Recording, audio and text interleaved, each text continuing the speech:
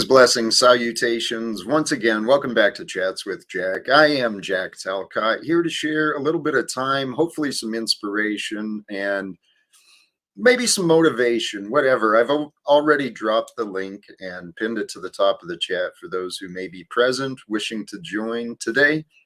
I'm feeling good. I really am. I'm starting out similar to how I felt yesterday, just at peace. I feel fulfilled already. And doggone, I forgot to bring this up. The thumbnail. There we go.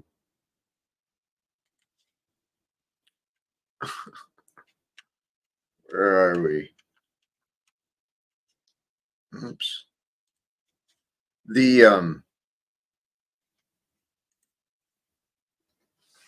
The topic, spiritual prosperity, is not measured by material possessions, but by the depth of our inner peace and fulfillment.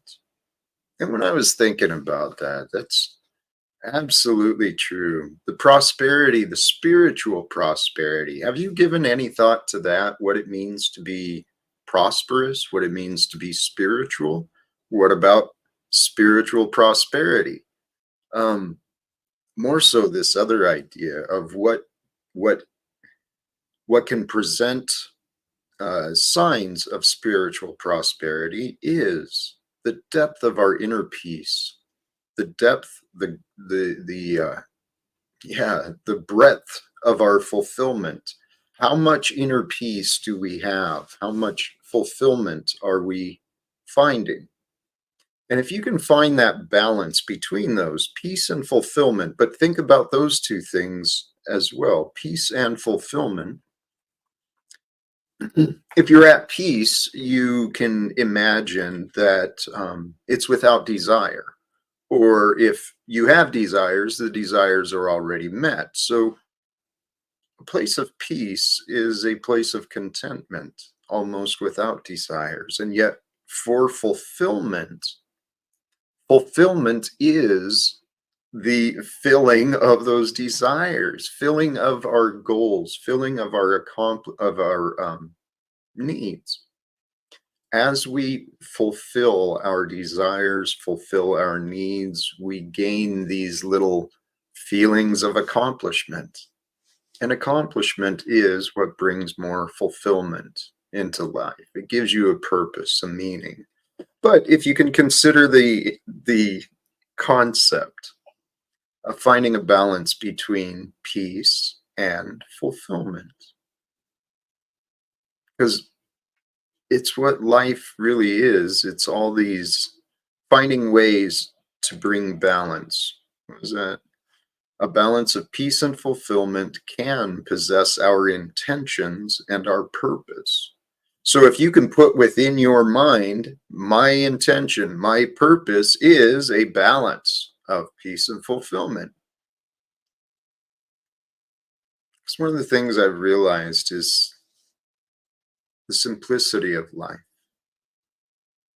The simplicity of life has been presented for us. It is available for us to find and to choose, but with the simplicity of life, what that does is it kind of overrides the egoic patterns, okay?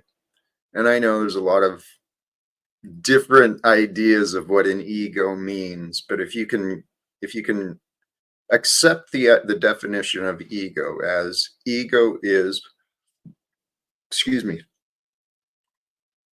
the thought beliefs of the self. It's the body of beliefs, that we've carried, the conclusions we already carry around, in our lives, we create definitions. Different things mean different things to us. Different people mean different things to us. These preconceived notions, that's the term I was trying to think of. Preconceived notions that we carry around with us are the result of our body of beliefs, our egos. Now, the ego serves its purpose clearly. The ego it accentuates our individuality, right? It brings forth that which is unique and special about each of us. Our ego is presented with that. It's part of the purpose. The ego also serves to keep us alive, right? It's the primitive, beastly, animal, mammalian instincts we have within us. Um, it's a self-preservation mechanism. It's perfectly designed. Now, the downside to the perfectly designed body, the perfectly designed form, um, even the ability to capture and to carry bodies of beliefs, even though those are perfectly designed and wonderful tools for the purpose they are, our survival. I really think it's time for us to move beyond just the survival mindset. And it's time for us to embrace the consciousness who we are, not just the limited body of beliefs, not just that little form of our consciousness, but expanding our mind, growing into the awareness of far more than just our narrow little perspective of the world. Because, well, the more days I live, okay, each day I go to bed and I wake up for another one, and I'm going through these motions of living and life.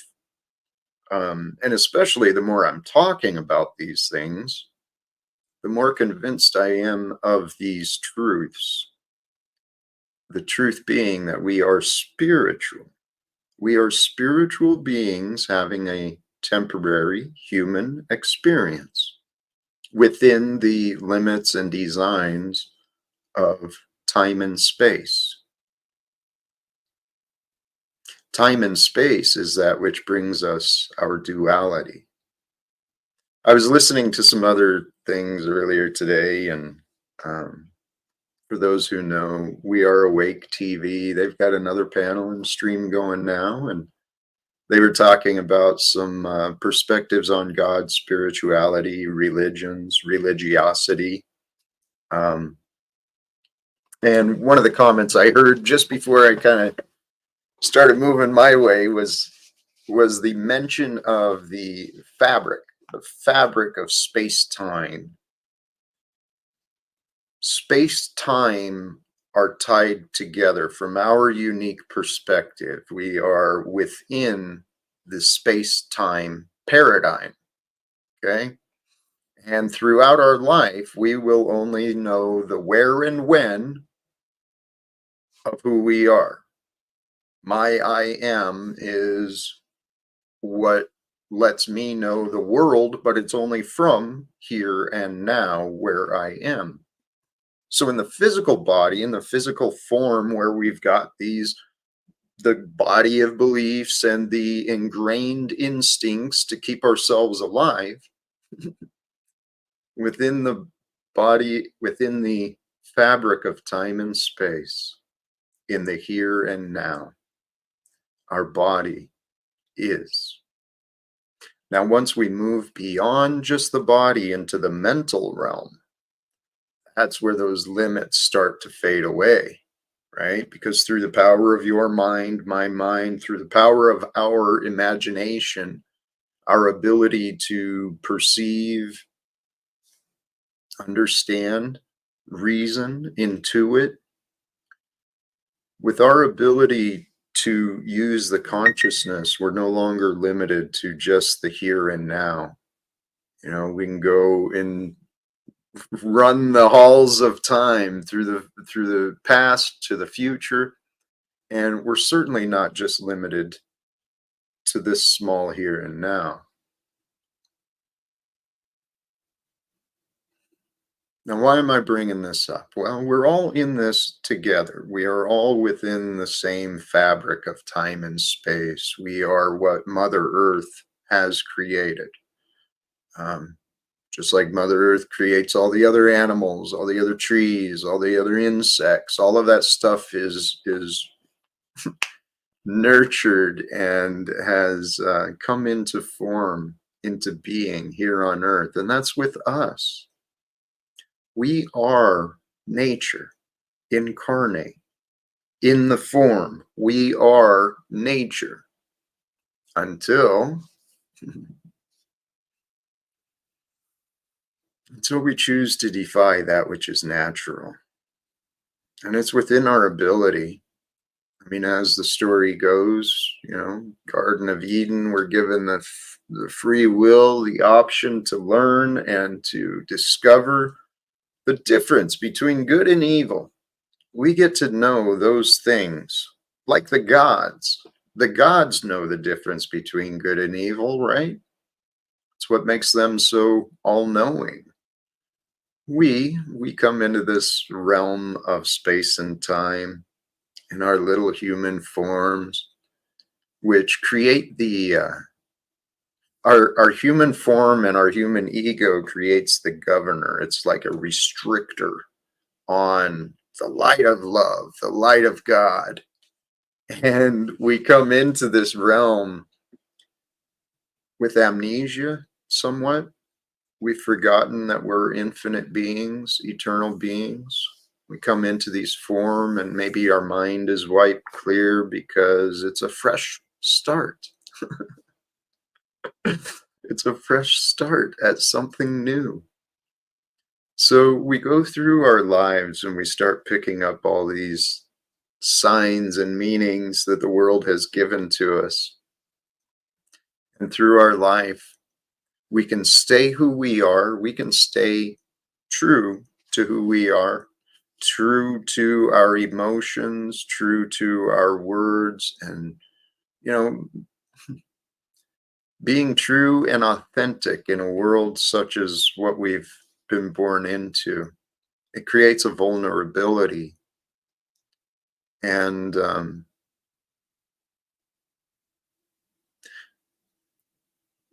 world we've been born into, with the human condition the way that it is, it's not real conducive for care. It's not real.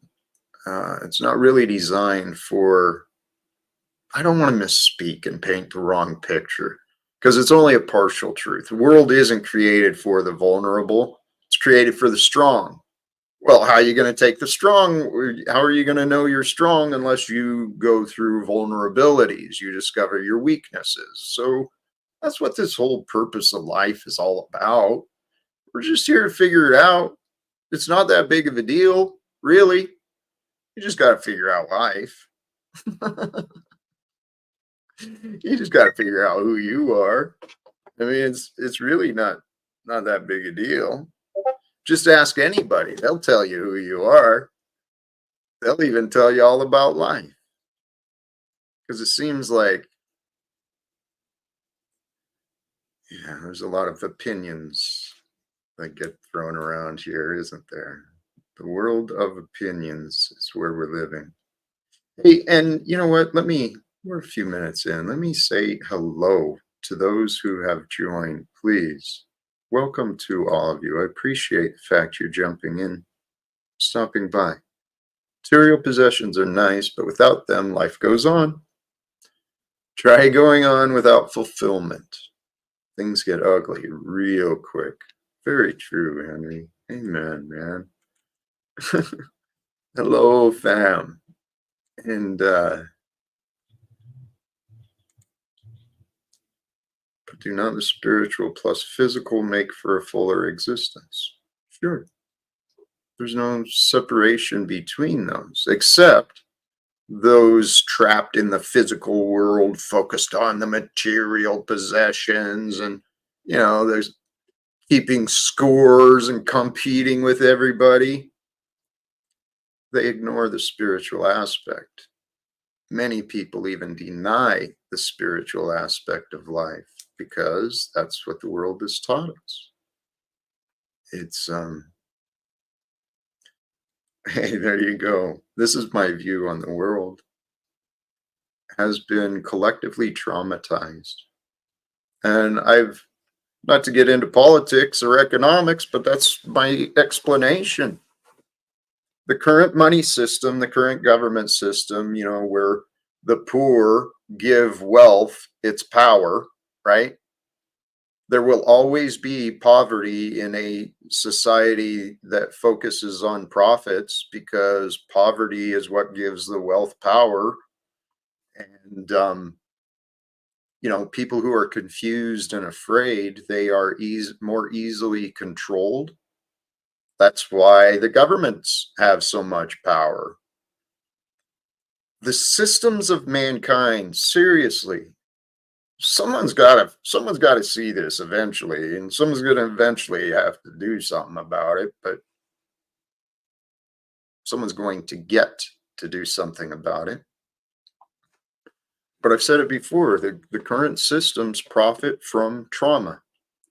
The systems have collectively been traumatizing children and adults, neglecting the care and the treatment and the healing opportunities, either out of ignorance. Collectively we've been ignoring and denying the healing, continuing to create trauma through violence and oppression and coercion and manipulation.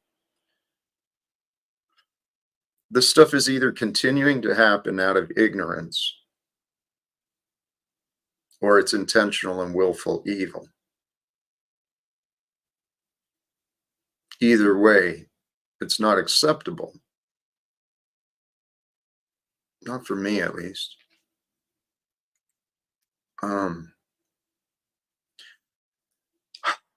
I skirted on this one. I've talked about this before a little bit. Time and space are what brings us our duality.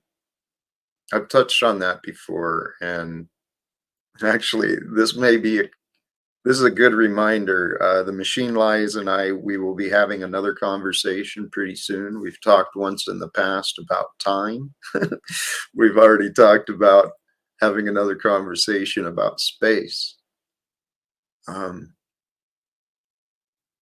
But yes, I mean, if you just don't have graphs or even a way to really think of how to do it, but in time and space, if we know here on Earth, and we know that Earth is part of wherever it is, here on Earth, all of time has passed at this particular point here on Earth. So I can be in the same place as times of the past, or I can be in the same time as the place is now. The time and space, it creates the separation, or the realm for change to happen. It's only through time and space that change can occur. I've heard it said that time is actually a measurement of change. Actually, I've heard time say it's a measurement of distance, but I didn't understand that correlation. I don't know.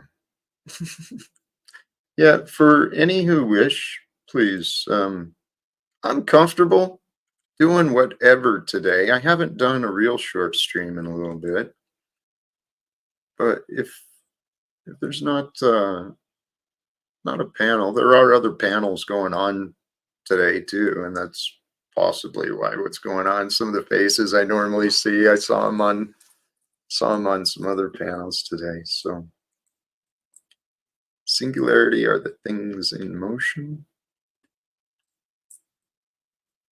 Potentially. There you go. Okay. I love this. Getting into the deeper perspectives, Nude Guru. Brilliant. Time is a measurement of memory and imagination. And for me, the memory and imagination, what would be remembered or imagined would be the variations, the comparison. It would be the change. And change may only be observable, right? Matter of fact, yes. For change, it must be observed. There must be the comparison of before and after. And so any change is going to require the observer, the observation of the change, the observation of the measurement. And then if you get into the observer part of the equation, the awareness part of the experience, well, then we're getting into the realm of consciousness, the activity of mind. And I do believe that we are living in a conscious universe. There are levels of consciousness, levels of awareness, levels of intelligence all around us. Seen and unseen intelligence, seen and unseen life. As I look at my body, right? I don't have the equipment to do it right here. My eyes don't serve the purpose, but as I understand telescopic vision, right? You get the telescopes and you look down at the cells and there is activity and movement. There is life at a form smaller than me, within me. Is it there? If I'm not aware of it, is it there? Or is it there despite my lack of awareness? See, and that's what I see for the entire universe.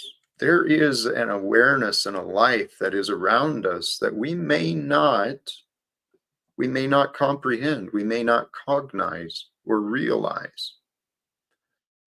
But I think that's part of this magical dream we are experiencing. The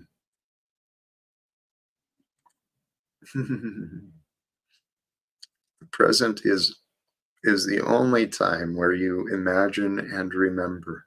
That's what I had to remind myself of. New Guru, thank you.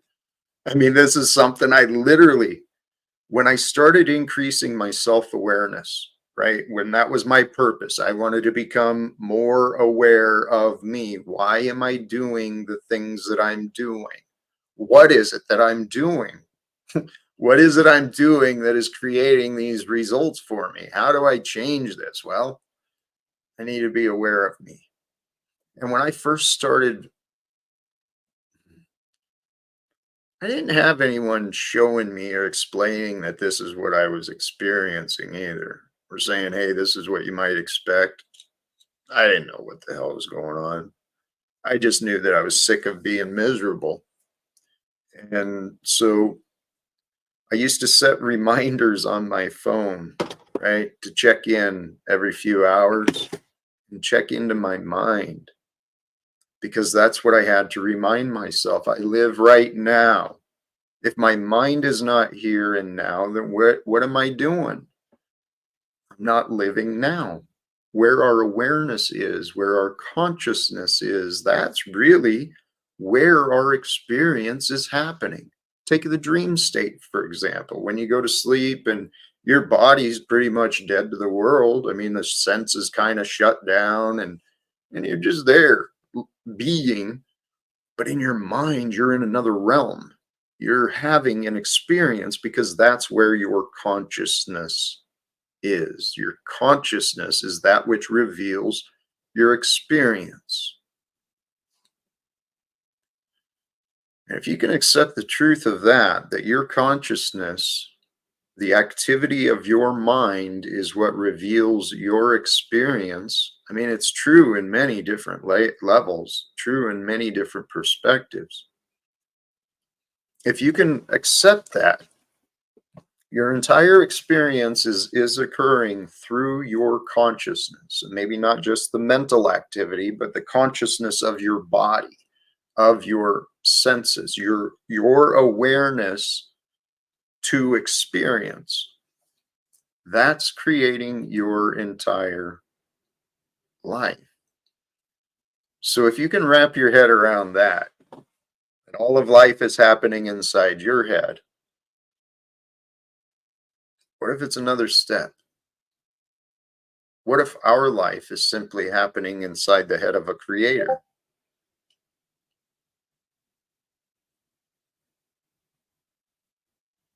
What if our life is just the happening inside the mind of a creator? How would we know the difference? I mean, and this kind of gets into the concepts, the ideas of a simulated life experience or the dream state of life. And this is where I kind of lean. I lean towards that this life is a dream for us. It was imagined by a creator being far, far more divine and perfect than I, but this dream of life was imagined for me and you and all of us to experience. It's only happening right here and now, at least for you and me. For you and me, life is happening here and now on this timeline, right?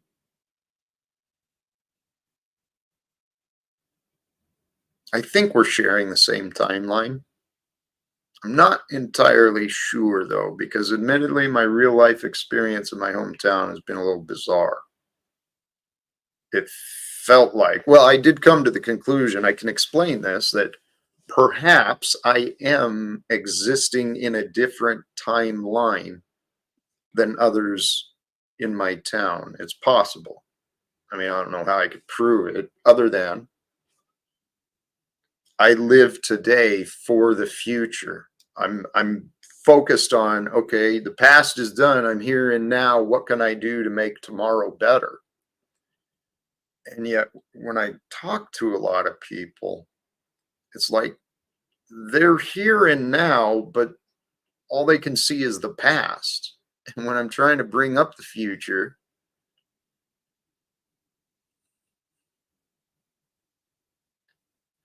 I see a lot of resistance and a lot of denial. And so I'm going to keep pressing with some of these concepts, seeing the resistance and the denial from people who are sharing time with me in the present, yet they are so focused on the past. That brings in kind of a confirmation for my spiritual aspect, my spiritual beliefs. God the Almighty is that which is, that which allows the light to reveal. God creates the light, the process and the movement, the way light and everything moves. And light is that which reveals that which may be known. That's what our consciousness does. That's what the light of awareness within us does. It shines the light on that which may be known.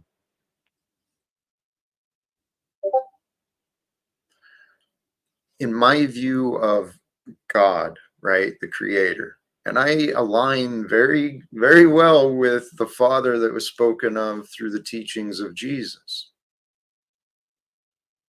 That Father, that God, the creator of the cosmos and all that is, that force and intelligence is that which reveals the future. It's that which reveals each new moment to us, the creative force and intelligence that is. So in my mind, the evidence of God is all of the past and it's all of now. Okay, and God is just right there in the future. Because once my breath stops breathing and my heart stops beating, once the electrical signals fade off in my mind, well, I'm not going to be within space and time anymore. And when I'm not limited by space and time anymore, I can go be with the intelligence that's beyond breath. That is the future. In the end, we will all leave this veil. We will all leave this realm of space and time, and we'll go wherever it is that we go. We'll transform and become that which we do. But in the meantime,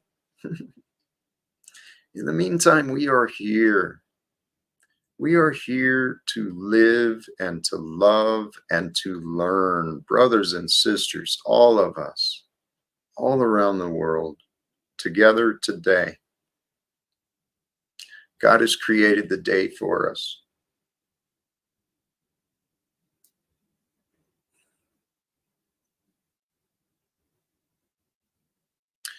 God has created the day for us and provided us with everything we need for life to be sustained here on earth. And every day we get to choose. What are we going to do? What are we going to do today? Who do I serve? How do I behave? What do I do? The reality is we can do what we want with what we've been given. Oh, I didn't really finish.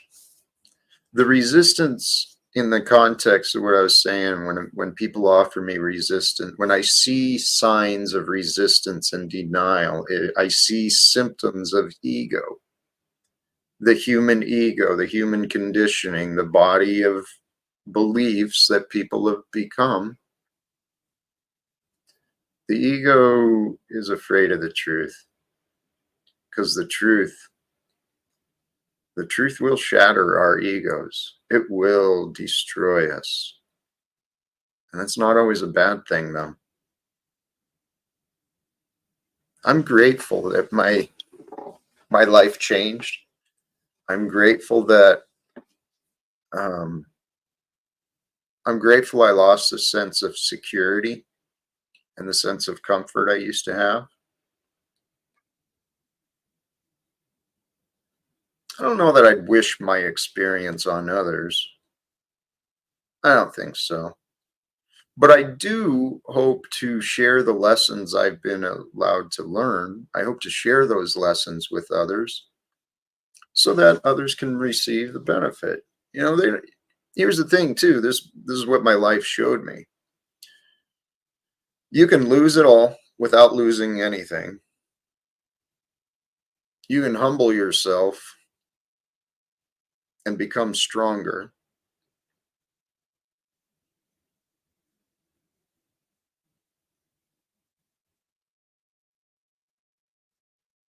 And the best thing to discover in this world, the absolute best thing to discover, and let me not speak too arrogantly because this is a new thought, but seems right. Seems the best thing in this world you can discover is who you are. Who is authentically you? Authentically and honestly, what is it that makes you you? And what do you want to do with that? What can you do with that? I do see a future, brothers and sisters, where the world collectively works together, not to teach everybody who they are, right? I'm going to show you who you are, punishing and pushing everyone down. I don't see that future. That's the old ways. I see a future where collectively, men and women, where we help each other discover who we are, where we, through education, through encouragement, inspiration, through shared effort and support, we help each other grow. We help raise each other up so that we have a better future for us all. The present is the ultimate Christmas gift, year-round gift. Without it, there is nothing. With it, everything. And it is true. It really is true. Authentic, like a depressed artist, chain-smoking novelist, a beret-wearing loafer who sits in a coffee shop all day rambling about Hegel. I could fit that mold. But I actually don't know if that would be authentic. Actually, okay, interesting. What if I am authentically depressed? What if I am authentically addicted?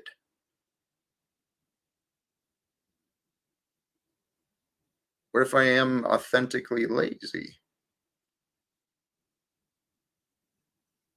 Because all of those things could be true. When I say the word authentic, um, there's downsides to being authentic as well. But really, what I'm referring to is being honest and authentic with ourselves. If we find ourselves depressed, we don't have to be that way. What do you do when Jack throws a grenade at you? Lament the absurdity of a world where science is used for war. Amen. I do love that. Hey, can't spell Lou. Thank you. Thank you. Excuse me.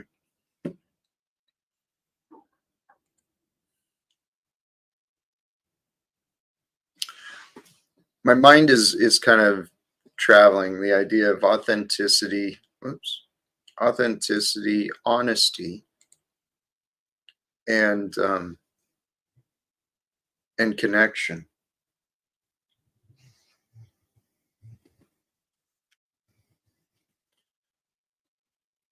I've said it before. I found it, and I'm going to keep reinforcing this because the more I say it, the more I know it's true. The most important thing for us in our lives is relationships. Our relationship with ourselves, our relationship with God, our relationship and God, universe, the present, reality, whatever you want to call it. What is your relationship with that which is real?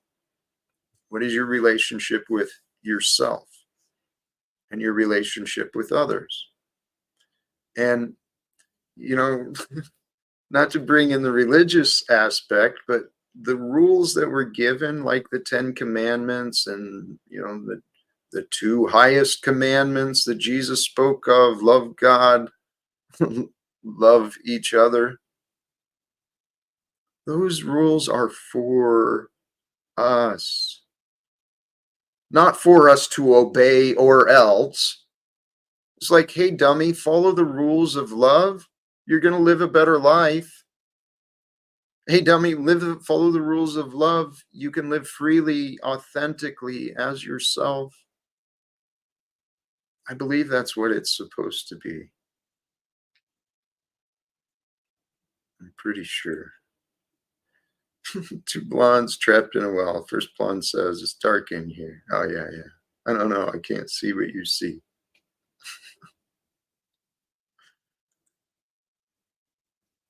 Being trapped in a well is just another banal allegory for being locked in the prison of our own experience. Yeah, I guess even jokes are all kind of a footnote to Kant.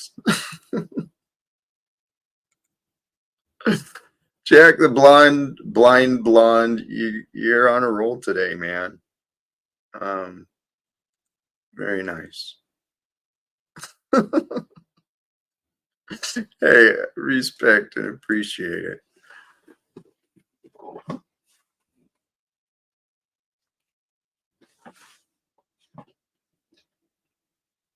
Trying to figure out how to land some of these ideas. Where do I bring them all in at?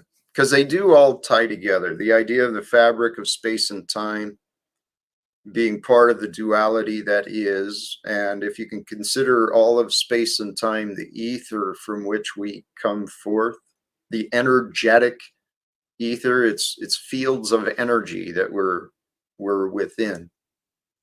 And if you can consider the fields of energy as some sort of fluid, dynamic, it's not static, it's just there. If you can look at that field of where we are as a field of awareness, consciousness, we can tune in, right? Through consciousness and the activity of thought, we can tune in to the energies. We can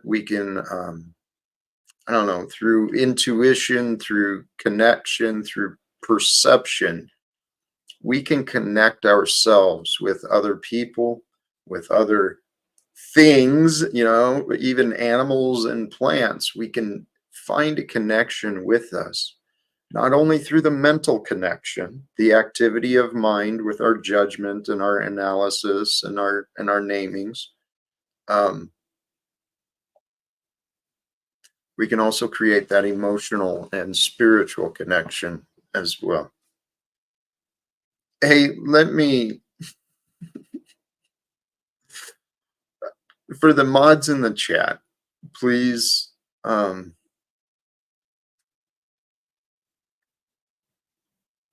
please respond to actions more than personalities, please. I know we get a lot of these regular personalities that come over in the stream and they're just throwing wrenches and chaos. But you know what? I don't know. Thank you to the mods for the support that you guys do share. Sincerely. Because a lot of the comments that I've seen disappeared, I'm glad to see disappear. There's a lot of people who just really don't seem to care about what they show, what they do. Hey, you know what, Frank? I can respect that, absolutely, brother. Yes, I know. It's time for a new look and yeah, manicure even. But I'm working through my look and such. Hello, Hey, Mr. look, your Nazi mod Frank is already doing what you told him not to do. No, little piece of shit. I asked Nazi him. Frank, pedo pogo. Hey, look, I'm just telling you, you fucking jack, you little Nazi mods. Well, why don't you fuck him? We talked about this personally. There's no well about it. Fuck you, you pedo pogo, Frank fucktard, Nazi mod. Not gonna do it. Not gonna do it, Snafu.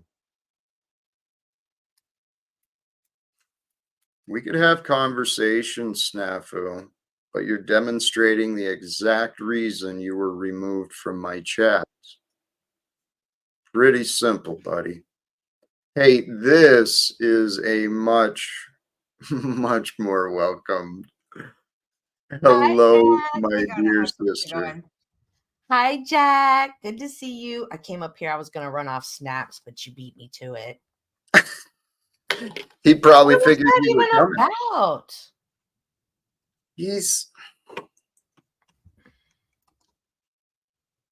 I don't get that. Honestly. Snafu, you've got to see the paradox, right? No. And he said he'd rather have me time him out than others. But I'm trying to get Snafu to see that if he changed his behavior and attitude, man, maybe we wouldn't time out at all. I'm gonna calm down. I'm actually working, but I wanted to pop up and let you know it was me. But I'm still here chit-chatting.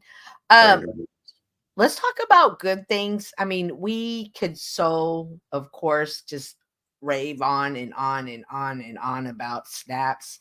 But is he even worth it? Is he gonna change? Is he gonna do anything different than what he already does? He could. Will he? That's the question. Definitely the question. Skibidi toilet? What is that? I don't know. I don't know. Hey, yes, welcome, Cynthia. So what's your topic for today? Today it was to kind of dance around the idea of finding fulfillment and sharing peace. Hey, Snafu is here, but Snafu, send him up. if I bring you up, it's not going to be so you can do your little, quick little rant. I mean, show No, some no, I just respect. find it funny. The Pfizer advocate has a lot to say to me. Oh my gosh, The Snaps! one who I haven't even the one been who on agrees to YouTube. population control. She has a lot to say about me. Snaps! I people. haven't even been on YouTube for a week, and then You yesterday just came they're up running, here fucking saying your shit about me. and then they were running videos back. And they were Jack, yes, talking I would about rather my you name. than your Nazi fucking mods. We've talked about this because you have some Nazi ass fucking mods who But this is self-admit Jack's their panel, and he Nazi-ness, can do with like it just whatever he Frank, the wants. Nazi. But this is Jack's panel, and he can do with it whatever he wants. You have a page, and you can do your. Oh, trust me, we've talked about this. Jack knows I support what he does, what he wants. No, I don't. You say Well, that. you should know I'd rather you time me out. I know, but But I don't care. If you want Nazi mods, you got Nazi mods. Why don't you tell you what, Snafu? What do I want? I know you said you you'd want your rather son back. And I Cynthia's here to do that. Get his son back, Cynthia. What did you say? You heard what I said? No, I didn't. Because if I did, I wouldn't have asked. Yeah, I was talking over you. I said help Jack get his son back in his life. That's what he's here for. If that's what Jack wants to do, that's Jack's right. Right, yeah, that's what he's here for. Yeah, and I told him, see, you don't pay attention, Cynthia. See how much you pay attention to what Jack wants, Cynthia. Snafu, back to you and me. You and me. Okay, in this context, you offered that you'd rather that I was the one who addressed you to time you out and such, but well, yeah, when they're Nazi fucking doing it because they're in the fillers, which admitted Frank's a Nazi, admitted Nazi. He's admitted it. Not a Nazi. What do you think I want from you, Snafu? Dictatorship. No, he doesn't, Jack. No. Jack doesn't want that from you. He wants you to be Cynthia. This is between me and Jack Talcott. Cynthia. Snappy. This is between me and Talcott. Snafu. I'm trying to help you, Mr. Snowball. No, see, you're an idiot, Snaps. No, you're a Pfizer advocate, Cynthia. You're an idiot, Snaps. And you're a Pfizer advocate. You're an idiot. Snap here. I'm gonna leave so you can continue your show, but fuck your Nazi mods. They admitted it again how Nazi they. I know. And Snafu, you others admitted how Nazi they are in your interpretation. And I still see you in absolute denial. Absolute denial. He don't know no better. Where's Simple Jack been? I haven't seen him in a while. I'm not sure. Yeah, I haven't talked to him for a little bit either. All right. Yeah, poor Jack. I mean, poor Snaps. He don't. His brain got hurt in the explosion or something. Like it rattled too much. And I guess it happens.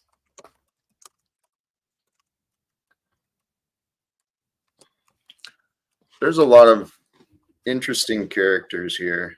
Indeed. There really is.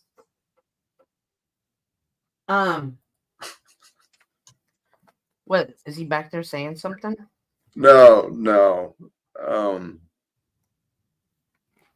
My thoughts. I mean, this panel stuff here. Oh yeah, you never know what you're gonna get when you come to the panel, and you never know how you're gonna behave.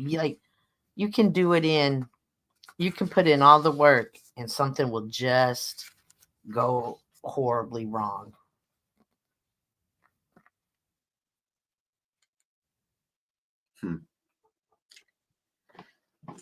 Hey, actually, so this is interesting, and I'll give credit. I will give credit. Swim at least asked, "Am I welcome on the panel today?" Yeah. Well, oh my bad. His answer: no one is offering anything at the moment. Well, consider this, Swim. I'll agree. And no offense to Cynthia, but thank you. We don't really have a lot going on being offered at the moment. But you know what, Swin? Nothing is more appealing than having you in my presence. I'd rather have nothing offered than you. How's that? Oh, okay, okay. That's that Christos kid. Oh, that little dancing guy? Mm-hmm. Oh, yeah, he doesn't like me either. But he's so culted up with Paul. It doesn't, there's nothing. He can't be helped. But he can dance his little butt off. And doesn't he have a giraffe? Yeah, something about a giraffe with him. Yeah, he's an interesting young guy. I used to like him until he chose to just see how far he could get his head up Paul's ass. And then he runs around, insulting me and disparaging me, trying to get credit. And it's like, yeah, I thought I saw more potential than that, but I guess not. Hey, I was thinking about you this morning when I was doing my Bible study. I was reading Philippians 4:4-6. And it just really made me think of you. It says, rejoice in the Lord always. I will say it again, rejoice. Let your gentleness be evident to all. The Lord is near. Do not be anxious about anything, but in every situation, by prayer and petition, with thanksgiving, present your request to God. So when I read that this morning, I had to look up gentleness. Like, what did gentleness mean? Because I could pick up a delicate flower and I will be gentle, but then how can you be gentle with your words? How can you be gentle with your actions? So that really stuck out for me this morning. But and so I went and I did a little bit more research, and gentleness was meaning don't be concerned and don't get in arguments about worldly things. Like, be gentle on other people's perspective. So I really want to carry that in for myself, like with the snaps and the crystals, and try not to be so aggressive all the time. I've been trying that myself. We've got another, if I'm, I don't want to jump to conclusions, but I am pretty sure. Okay. Pretty sure it was one of the real severely culted ones in the back. Ooh.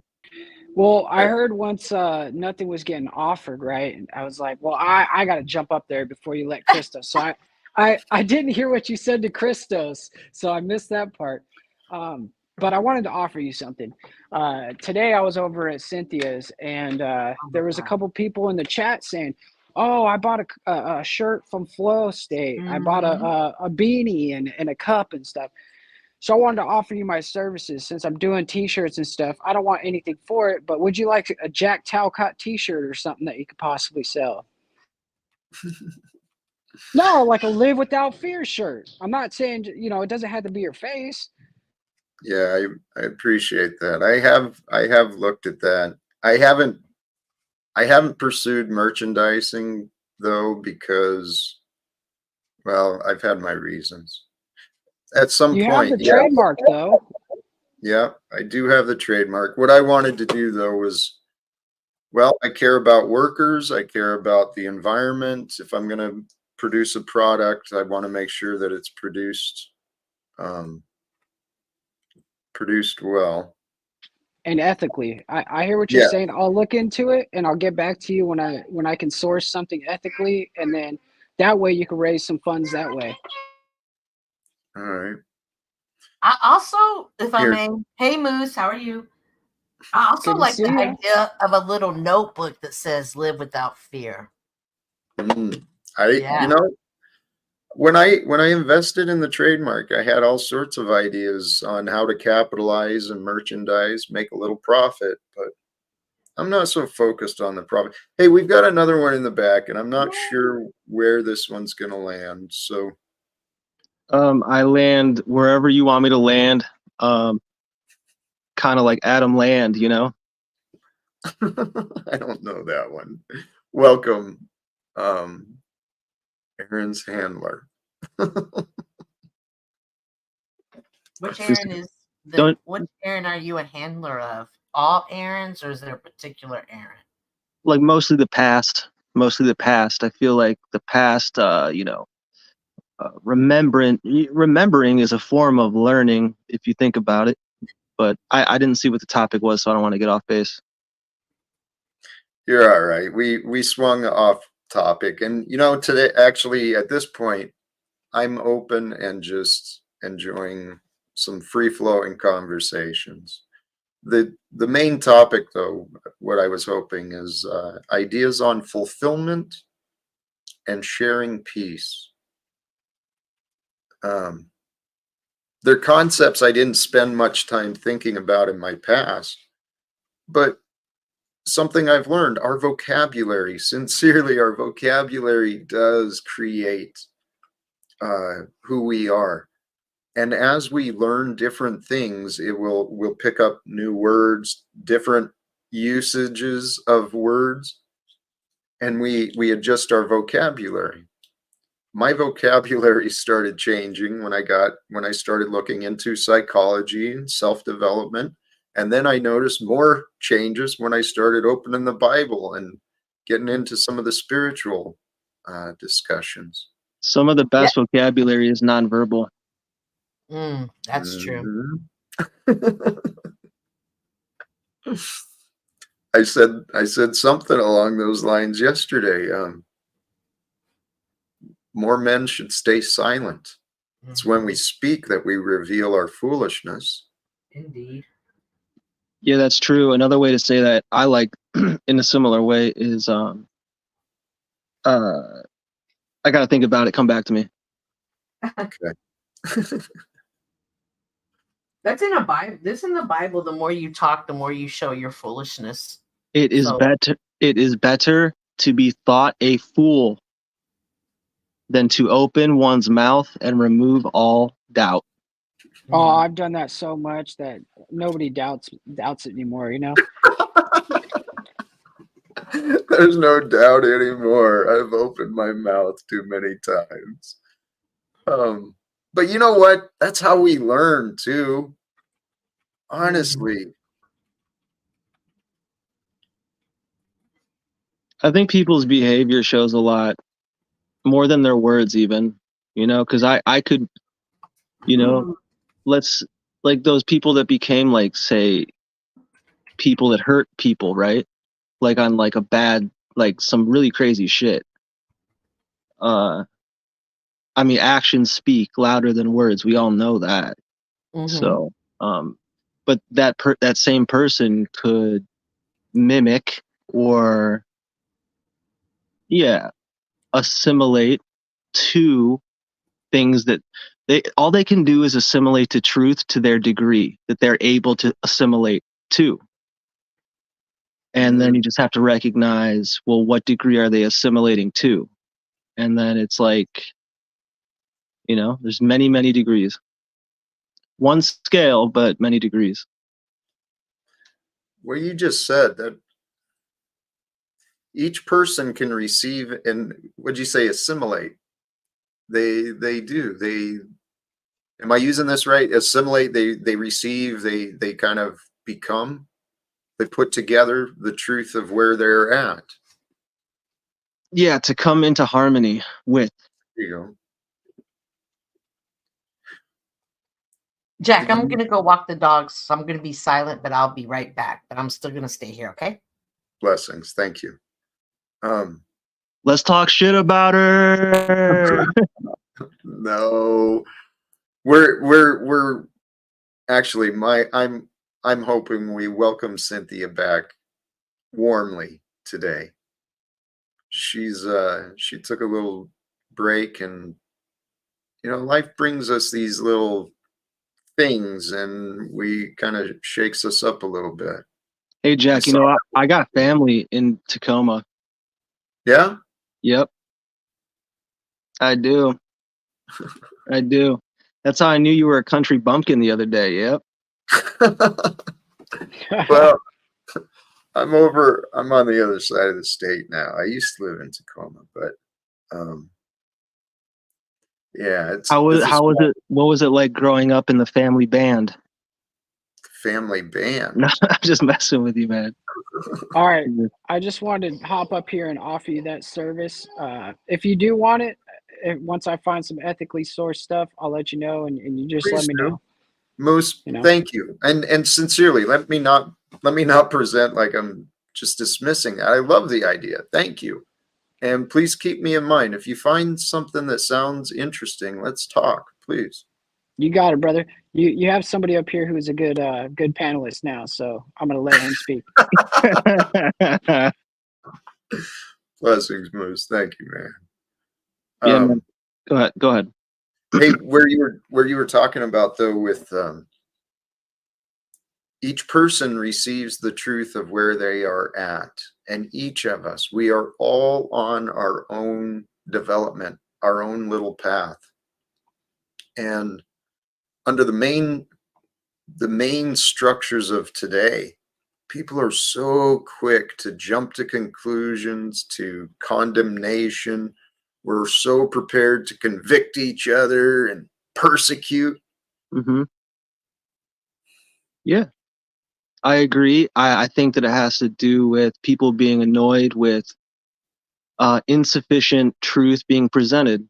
Because if there was enough truth being presented, there wouldn't be very many quarrels to pick on. And we're not talking, I don't think you were talking about people picking on people who are speaking truth. I think you were talking about like interjections and overstating. Overstaters, Yeah, it's what I call it's the egoic conditioning. I mean, the world we've been born into, we've all been conditioned in different ways.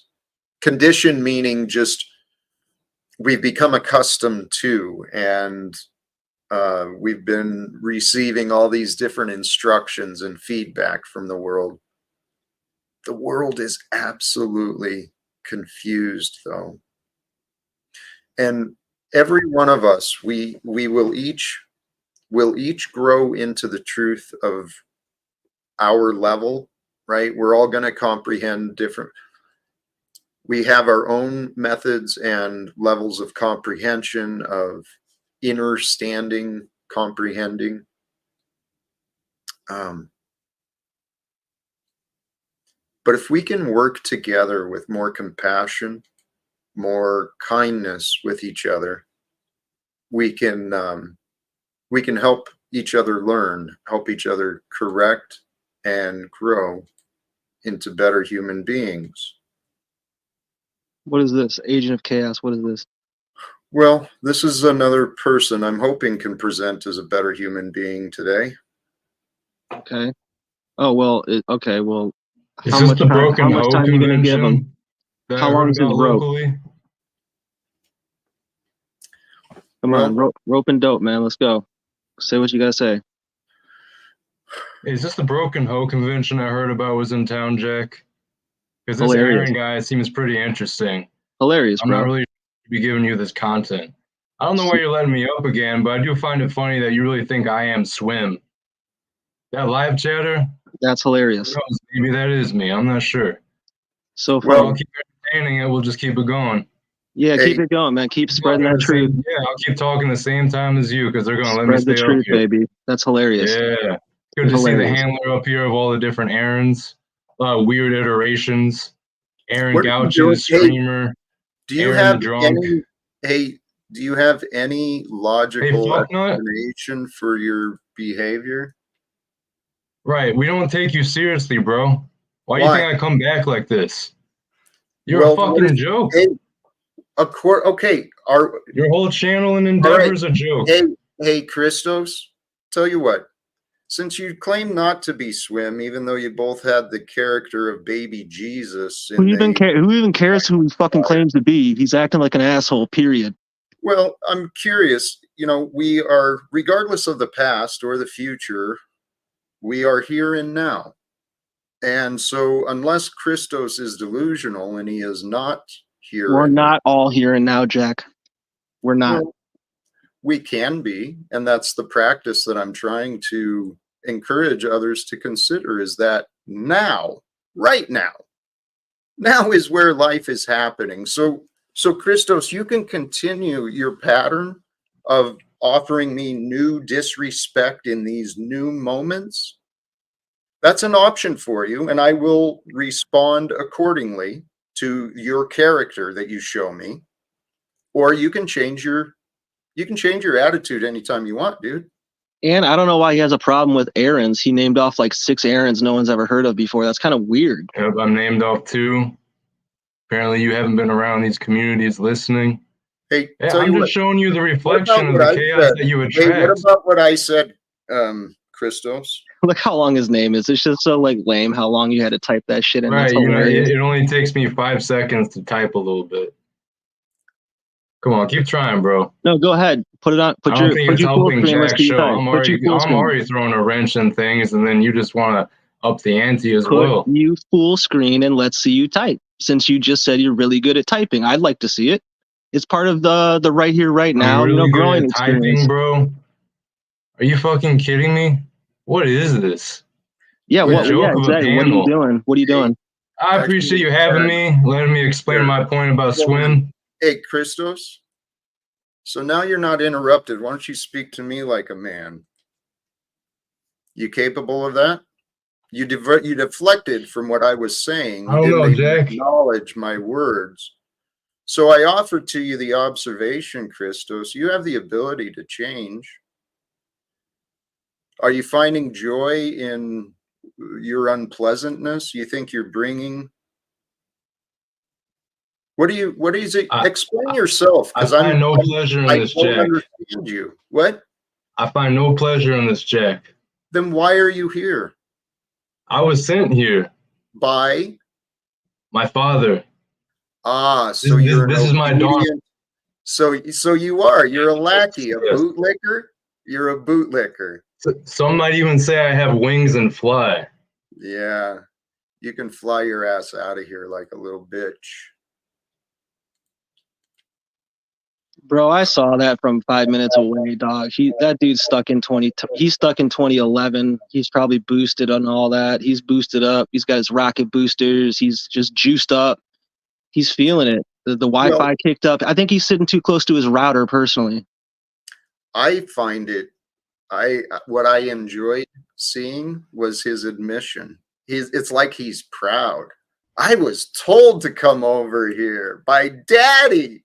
Because I'm a little bitch boy and can't think for myself. He did sound like that, actually. Yeah. I'm sorry I missed him.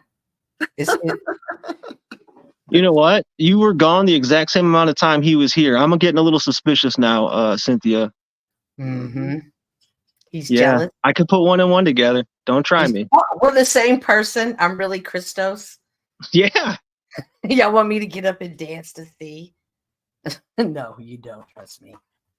Oh, Paul. I guess Paul's restreaming you. Good for him. He's a good man who needs to, do good things in life, just like everybody else is a person who needs to do good things in life. Hello, Linds. Hello. Hi, Lindsay. Good evening. I want to mix it up a little bit. Yay.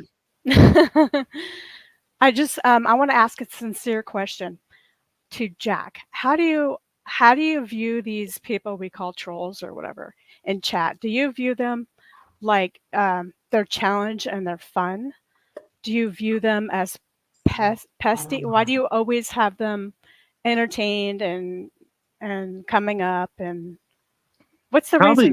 Probably because he knows they're going to go out and kill someone else if he doesn't take their attention for a second. No, really. I want to know. What is the benefit of having them on here? I kind of enjoy some of them because they're funny, and I'll be honest about that, or they challenge. But I want to know what you think, how you see it.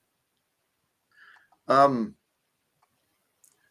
certainly don't desire these people coming up. I'm not really encouraging, hey, you guys who are my critics, please come on up and make fun of me publicly. I like that. No, that's not what's happening. Part of it, admittedly, may be the egoic, because I'm a strong man. And I mean, if it comes down to it, I'd get in the ring with any of these assholes, pretty much. I don't have an issue. So the other part to that, though, is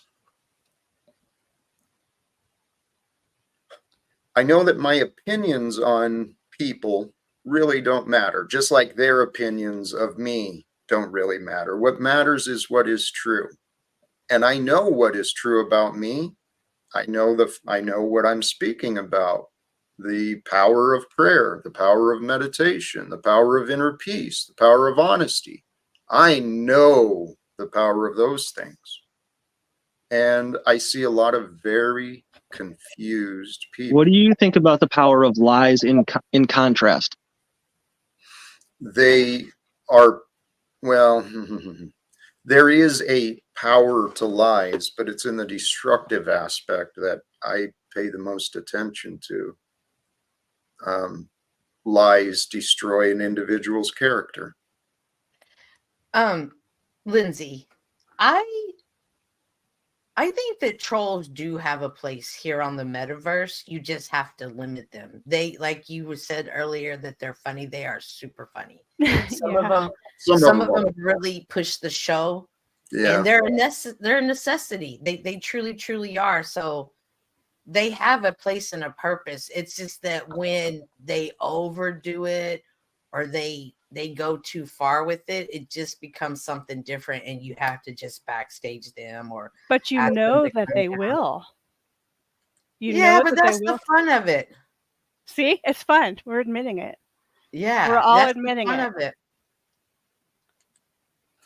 Hey, admittedly, what Cynthia said, I do sometimes. Some of them I do have fun with too. I mean, I'm not gonna lie. I don't not like. Well, I do. I even like Snafu and Tommy. I even like Paul. These punks who are just ignorant pieces of crap like Christos and Lou, Nubs. These idiots who just fly around Paul's feet. Yeah, they offer me very little. So I guess my interactions with them it's more just to have fun, I guess. But Jack, you could buy each one of them for $1 a month. I don't understand why you don't just get a subscription to Flow State or something. Speaking of, Flow State has dollar subscriptions, and Jack has subscriptions as well. I think I paid $3.99. Yeah, I think it's $3.99. Mm-hmm. I'm a part of Jack's community as well. Thank you.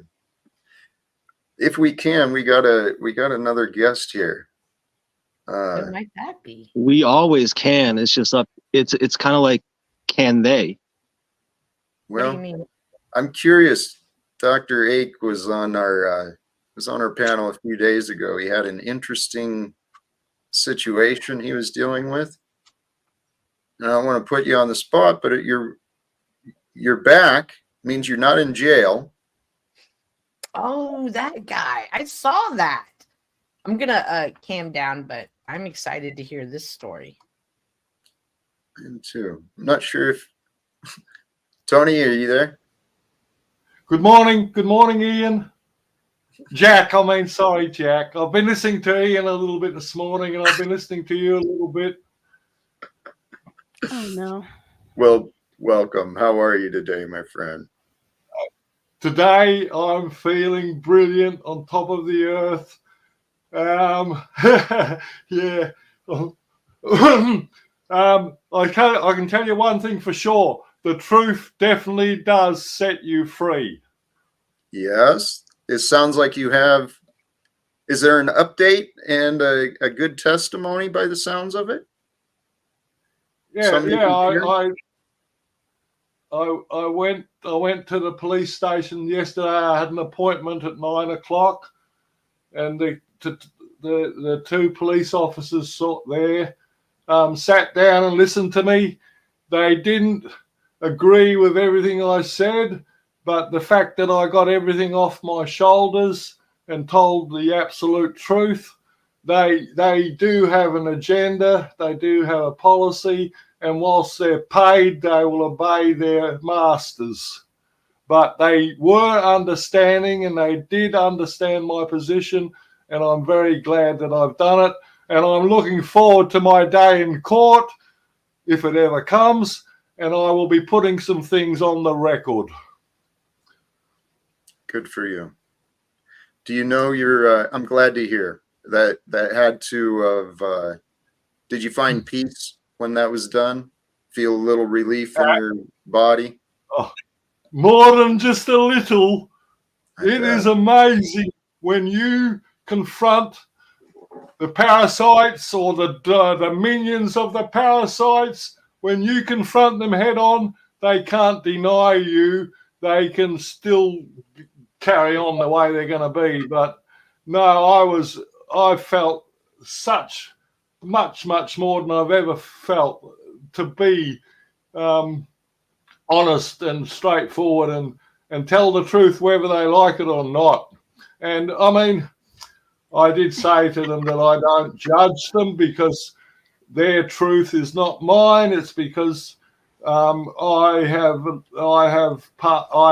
worked through the programming that I've been given since I was a kid. I can remember since I was 7 years old, they tried to tell me things that didn't fit with my senses given to me by God. So they charged you? Oh yeah, they said I'll probably get a summons within a week or so. But at the moment, I've got. I do have one concern. There is a person that they're going after a friend of mine, and they wouldn't accept that I could take full responsibility for what happened. But anyway. Well, they're going to try to pinch you into ratting on him so they can get you both.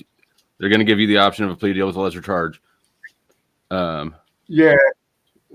Basically, yeah. They actually, I think I was more of a pawn in their game. They're going after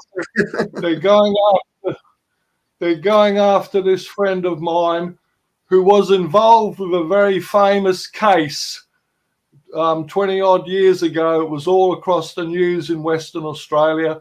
It was called the Mallard case.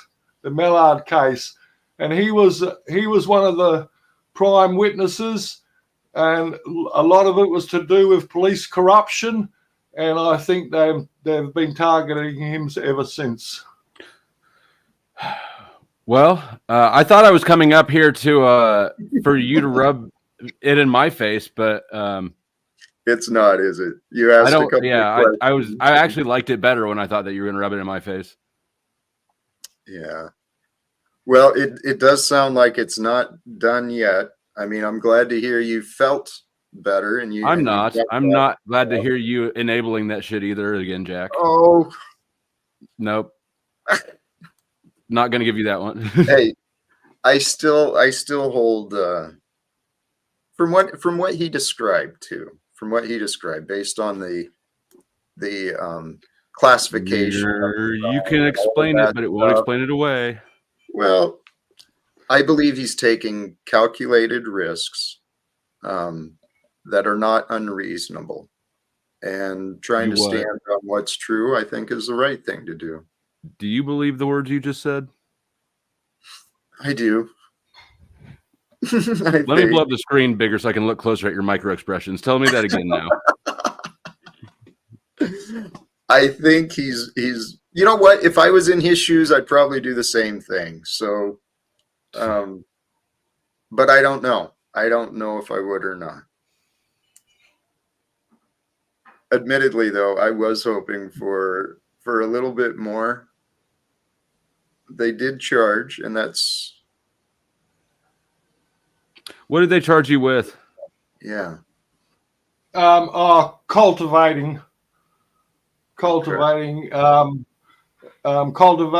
the purpose of supply or sale of marijuana.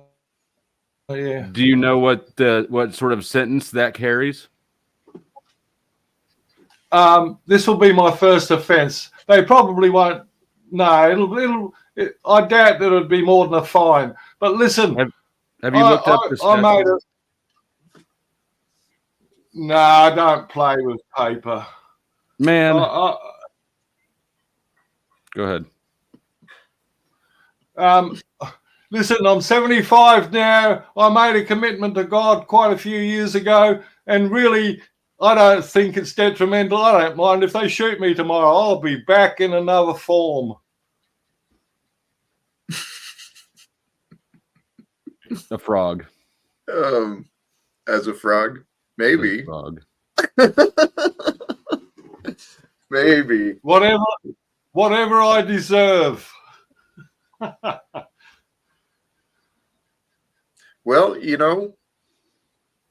kind of not specifically with that, but that's the mindset I've been going through my life with, is trying to determine what are the actions I want, what is the goal I hope, but the results are not mine to choose. Not yet, anyway. But we are all on our own individual path, and what I know for sure is the truth. The truth does free us. And for us to know the truth, this kind of swinging back to a different conversation, but for us to know the truth and to grow in the truth, we've got to first be able to find the courage to be wrong. We got to at least have the courage to speak up. Because if we don't speak up, how do we know if we're right or wrong? Yeah, we do actually need to be in this world. How many plants did they take? They took 30 mature plants that were like over 6 foot tall, and they probably took about 20 seedlings out of my greenhouse as well. Under 100 though? Yeah, definitely.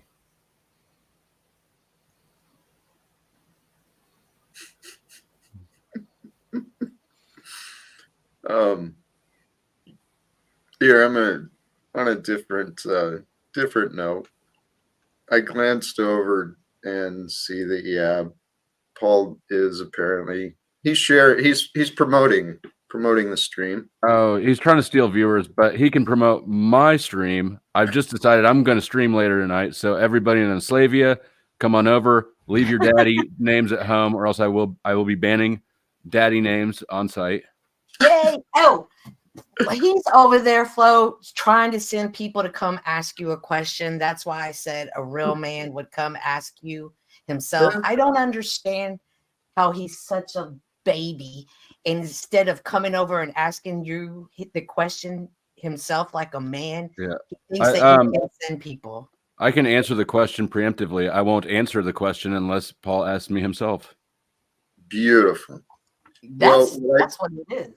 What I thought was funny is it looks like he keeps dropping this StreamYard link, inviting his viewers to come over and join. I'm not seeing people joining though. Because if you won't do it, why would they? Why would you do something that somebody asked you to do, but they wouldn't do it themselves? Like, well, Christos does. He probably. I mean, I think that he wants people who are good in both camps. He wants them to break the social connection here. That's why he wanted Hank sending messages the other day, and I mean Paul is interested in Maslow's hierarchy of needs, because I know this because at the top of the pyramid is self-actualization, and he says that he has reached that point. But he's lying. But what's interesting is in the middle of that pyramid is, beyond the basic needs like food, shelter, etc., is the need for affiliation, a belonging, being part of a group. And when you're the head of that group, as he sees himself, you're going to send your little flying minions over there to do your work for you. Because these monkeys have a need for affiliation, for belonging. And so they do it's like Pavlov's dog too. They get little treats. They get little packets of cocaine here and there, and then they get slapped around and fucked up and beaten down and told they're maggots But because they get They are that maggots, though. little sweet spot of cocaine every once in a while, whatever that means to them, they come back, they perform like little monkeys and little idiots, and then Paul meets his need for affiliation, their need for affiliation is met, and then they have fun with it all too. Look, I belong, I'm a flying monkey, I'm flying monkey number 9, I'm flying monkey number 5, you know? Yeah, a common enemy is a very unifying factor. Yes, and it's fun. I'll give it to them. That's just my 2 cents. I want to talk about something else entirely, though, if we can. Okay. Do we want to look at? Are we done with the law and weed in Queensland? Because Oh, okay. I mean, we can be if everyone wants to be. I was just looking at it on a different tab. Under 100 plants, looking at up to 15 years. They do have, if you have no priors, so that's good. That'll matter here. But you have more than is 5 or less is personal use, so you're over the personal use amount significantly. So you're going to want to try to get diversion. They're going to try to strong arm you into testifying against your homie. Let's see. It looks like, admitting they were in possession, no severe criminal history, no violent criminal history, no drug criminal history, no current criminal charges, first time receiving diversion. So basically it looks like you meet all the requirements for diversion for first time, except for the quantity. You had more than was personal use. So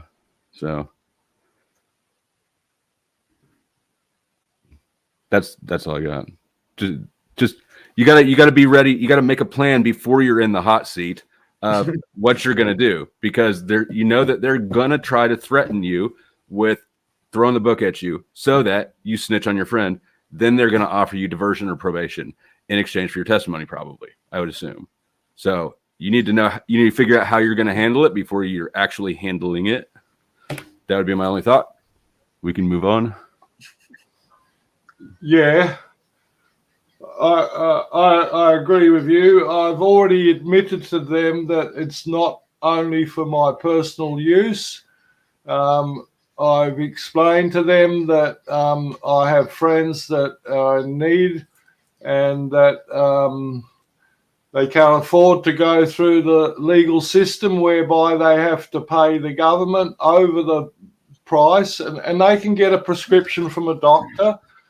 But I'm not going to plea bargain, I can tell you that. That's for sure. I don't even mind if I go to jail. I've never been in jail. I don't mind seeing it from the other side. It smells bad. It's fucking, the food's gross. The beds are hard. And you just admitted to distribution as well. I don't know. I'll take it as it comes. Yes, you will. Hey, and I wish you the best. I really do. Well, let's move on then.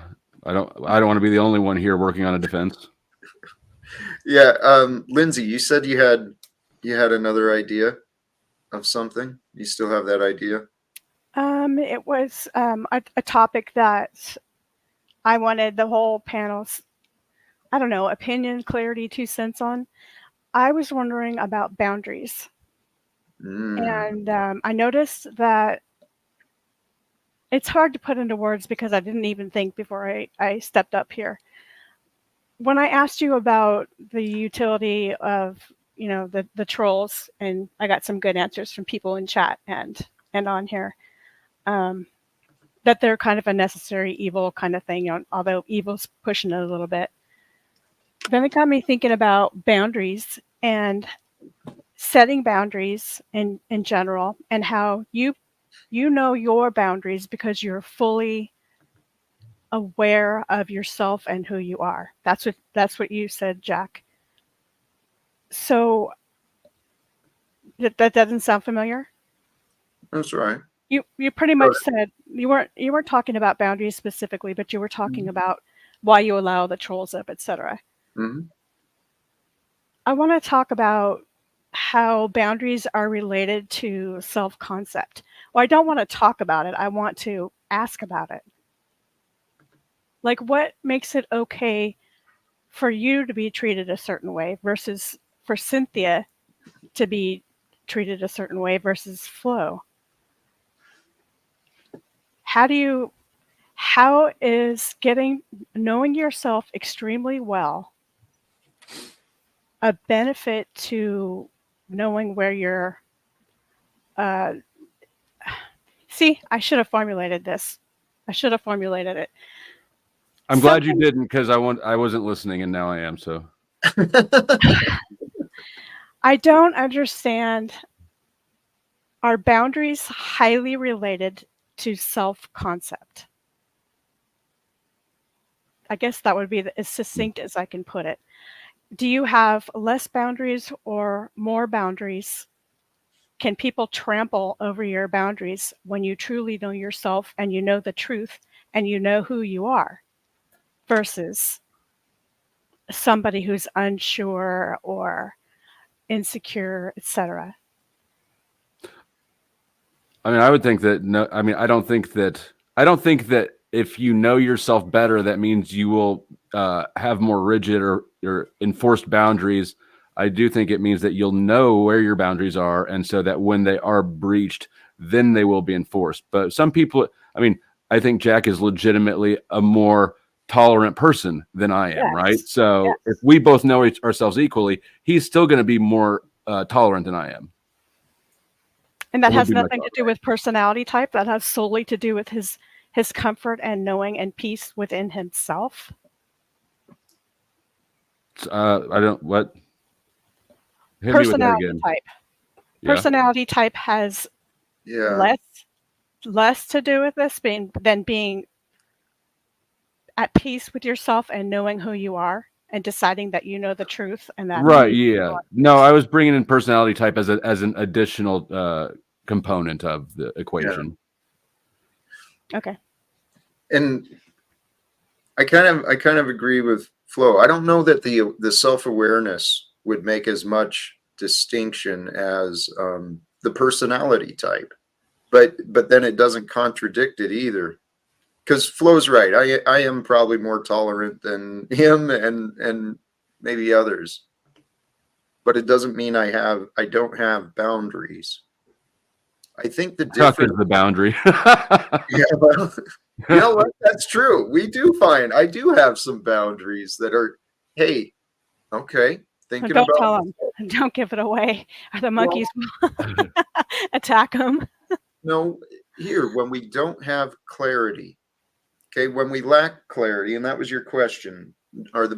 What's the effect of our boundaries when we have more clarity and surety, more confidence in ourselves? We're able to enforce. Oh, sorry. What's that? Sorry, I thought that was the break in your talking, so I didn't mean to jump in. Go ahead. It's all right. What I'm thinking is those when we don't have the clarity on what is and is not accepted, when people cross that line subconsciously, we may realize we're feeling violated, but not have a clear rule, clear reason, a clear explanation of the boundary that was crossed. And without the awareness, we're just going to be reactive. Whereas if we do know our boundaries and someone does cross the boundary, if we've got control of ourselves, we can still maintain control of ourselves and just articulate. We can, make sure the boundary is understood. You agree with that? Yeah. Oh. Yeah, I definitely think that if you don't know yourself and you don't know where your boundaries are, you won't know when to enforce them. And so then you have the OTWs of the world going, not sure if he should respond or not, to somebody douchebagging him. I mean, I know exactly where, I think, unless I get hit with a novel situation, but I don't think that doesn't happen a lot. Remember when Jack thought a quarterback was a refund? What? Jack the Blind Blonde's got some good blonde jokes. they've been applied to Jack. I was just thinking about the whole boundary thing because I think people constantly invade other people's boundaries online.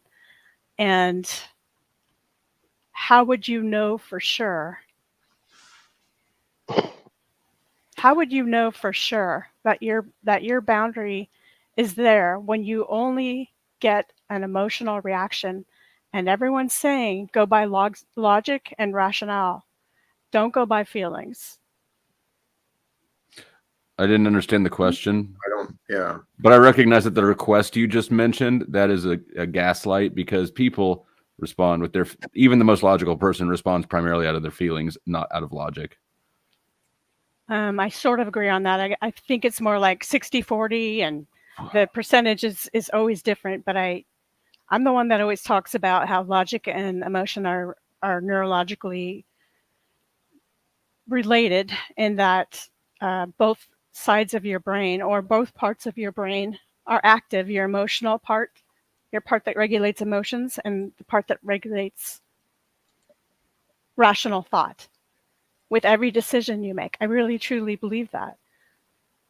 But as far as being triggered, having boundaries, that kind of thing, I think you have to be really aware cognitively and non-emotionally what those boundaries are too.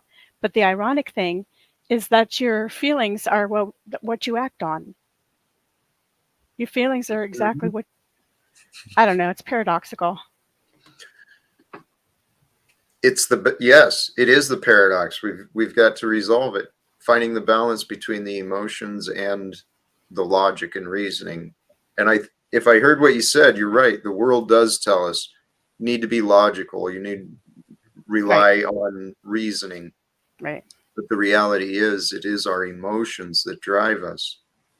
Even the smallest percentage. So it's like you got to be Spock from Star Trek to like maneuver through the minutia.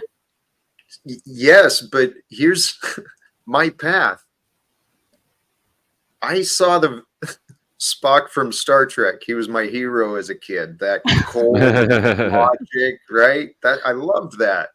Oh man, it's tragic for you, Jack. What's that? Yeah, I mean, you know what? He got together with Lieutenant Uhura, right? She was his girlfriend later, so that I say that he cheated and used emotion. Well, hey, growing up, I tried to use just logic and emotions and tried to deny, or logic and reasoning, tried to deny my emotions, not let my emotions control me. It was impossible. When I started learning about me and our minds, there is a logical process for the emotions. The key is to apply the logic to the emotions within, and then we can find the language, and with the language, then we can express our boundaries, express our change. Sort of like a dialectical behavior thing. Do you know what DBT is? Dialectic behavior therapy. Yeah. Can't remember. Is that the one? Is that the one where motherfuckers yell and shit? No. Which one's that? I have no idea. There's one where you're supposed to like let out all your like pent up emotions, and I don't know. That's called YouTube. Oh yeah, that's what I was mixing it up with YouTube. My bad. Yeah, it's all right. Dialectical behavioral therapy is about, say you find yourself feeling uncomfortable, or your boundaries, for the sake of this argument, your boundaries are invaded and you feel angry about it. So you're ready to like yell someone's head off or react in some kind of way. And dialectical behavioral therapy is about being aware of the emotions you're feeling and then being able to identify the trigger that caused them, and to sit with the discomfort of all the emotions that you feel, the anger, the whatever, and be okay with it. Just observe it from a distance. So you're saying we should do this to Tommy? We should figure out a way to get Tommy to do this. Is what you're saying? Don't include me, man. Good idea, Lindsay. I got to stay out of that. I can see why you'd say that he really needs some of that therapy.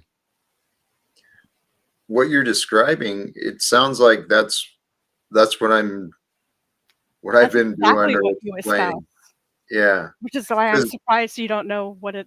You're not that familiar with it because you do it. Well, that's kind of been my path. I find a way, and then I discover others have already labeled it, and they know how to do it. Yeah.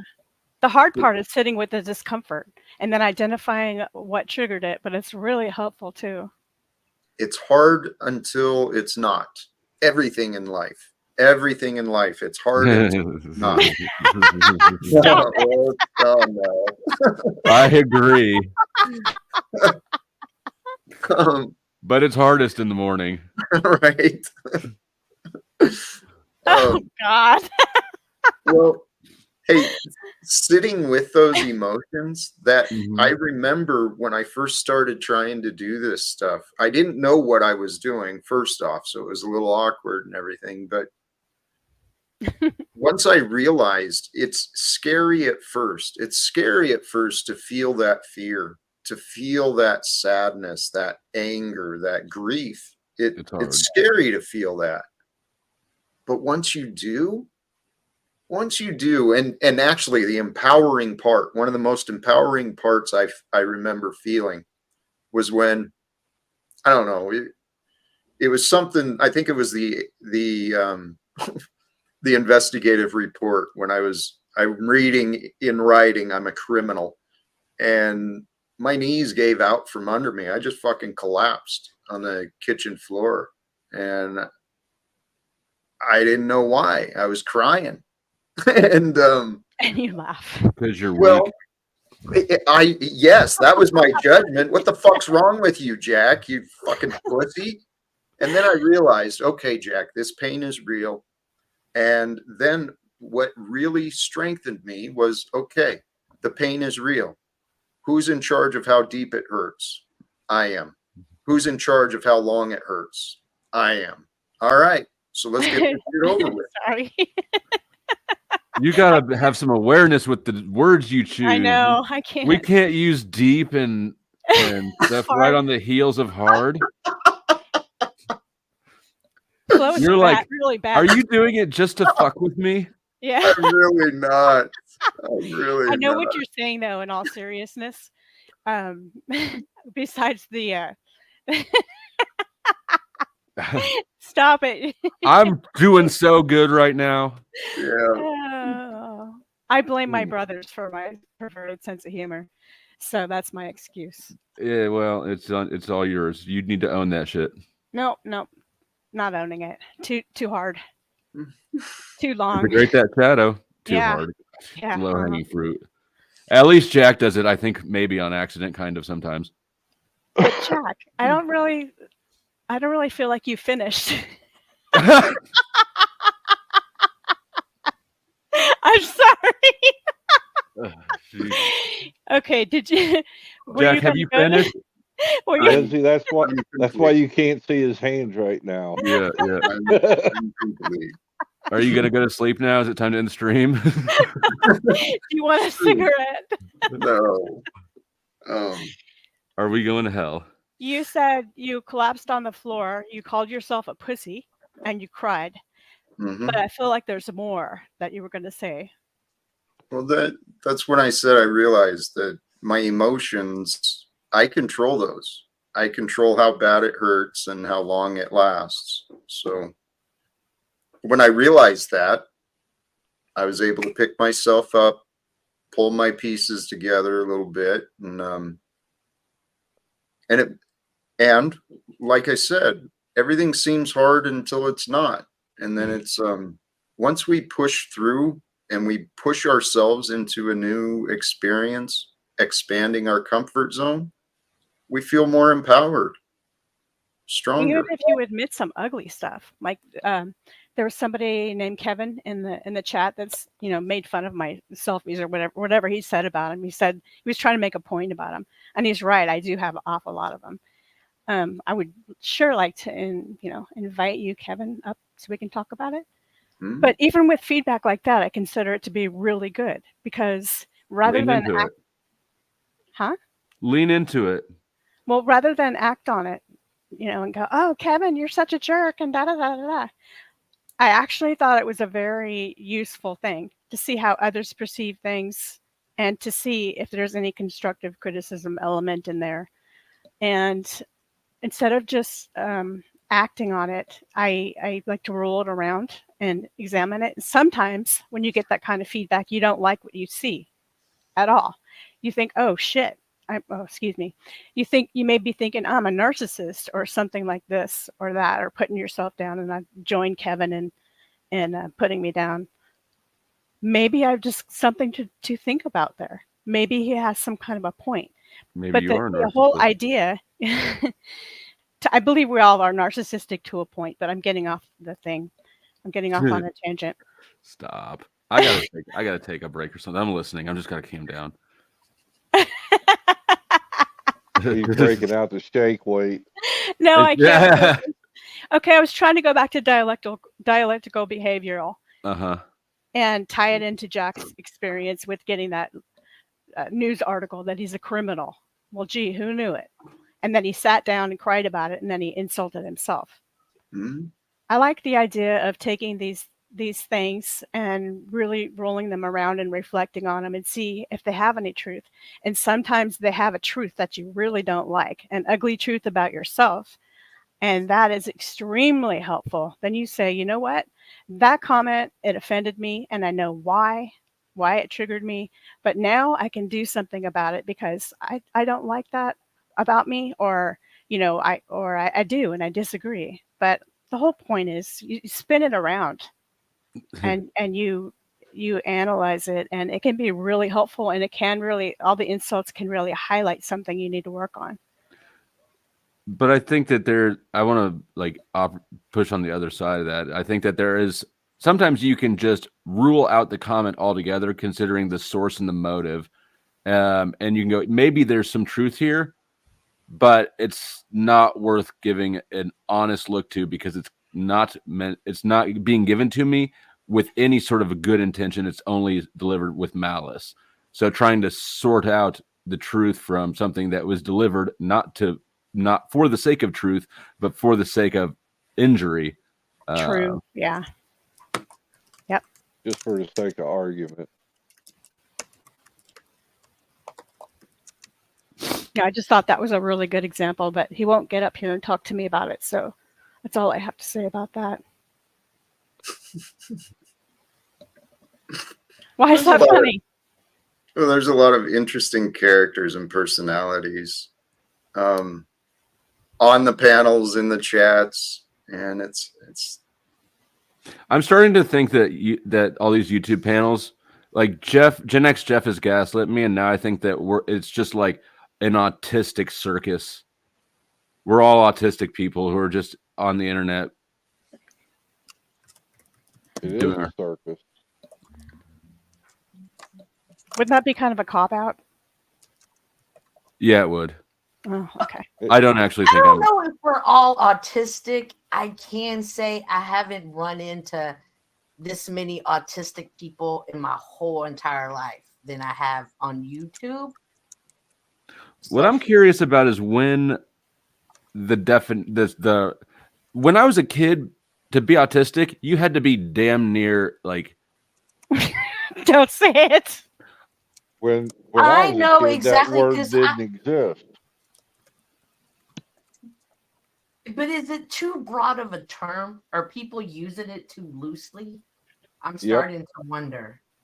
And how is everybody autistic and I'm not? What happened? Oh, you're autistic too. What? When did that happen? You have note cards and a Rolodex of information about the people that you meet on YouTube. You are probably a psychopath. That's not autistic. That's psychopathic.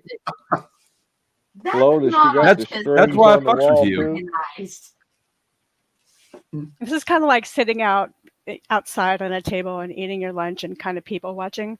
Only you have more direct insight into how they think and who they are. And you just kind of laugh at some of them. And make comments, and then some of them you think, oh, I see what he did there with, this or that, and that's kind of Are you accusing me of? I feel like you're accusing me of having done something. This is nothing about you. Well, that's bullshit. You must not have got the memo. Okay, sorry, I forgot how important you are. Thank you. What? Go ahead, Jack. I'm thinking. That's a pretty prestigious term for what you're doing. What an asshole. Hey. That's the thing. Paul and Flo have in common. The conversation always goes to the lowest factor. I thought you were going to say rights, principles, and freedoms. No, not a bit. I thought you were going to say truth and spirituality. With you, not a bit. I thought you were going to say. Never mind. Two common. Never mind. What else? I think I have more in common with Jack. Like we both want to kick you out immediately. Do you think what the lady said in Evelyn, she says we all have unresolved trauma. Do you think so? Yeah. If you live in the present, how is that so? That's a kind of, because it's your subconscious is way bigger than your conscious. I'll take that answer. And this is actually what I think it really, I was going to bring this up. You mentioned people watching and kind of an outside perspective on some of these things. People show a lot of symptoms, unresolved trauma. And I see a lot of people claiming to be in the present. Some of these YouTube channels even talk about how they're self-aware and Christed and all sorts of crazy shit. We all give ourselves away just by being up here, just by saying our opinions, by merely talking. And it takes bravery and a little bit of I don't give a fuck or I don't give a fucks to be able to get up here and say what you want to say.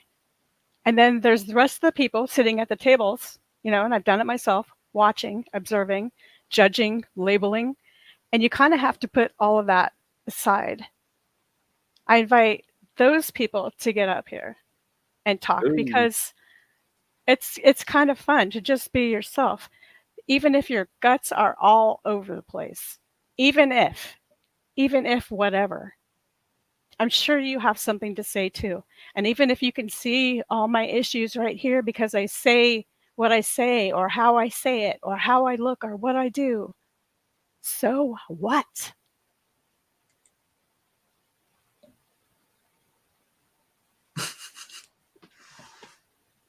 Is that an uncomfortable laugh, Jack?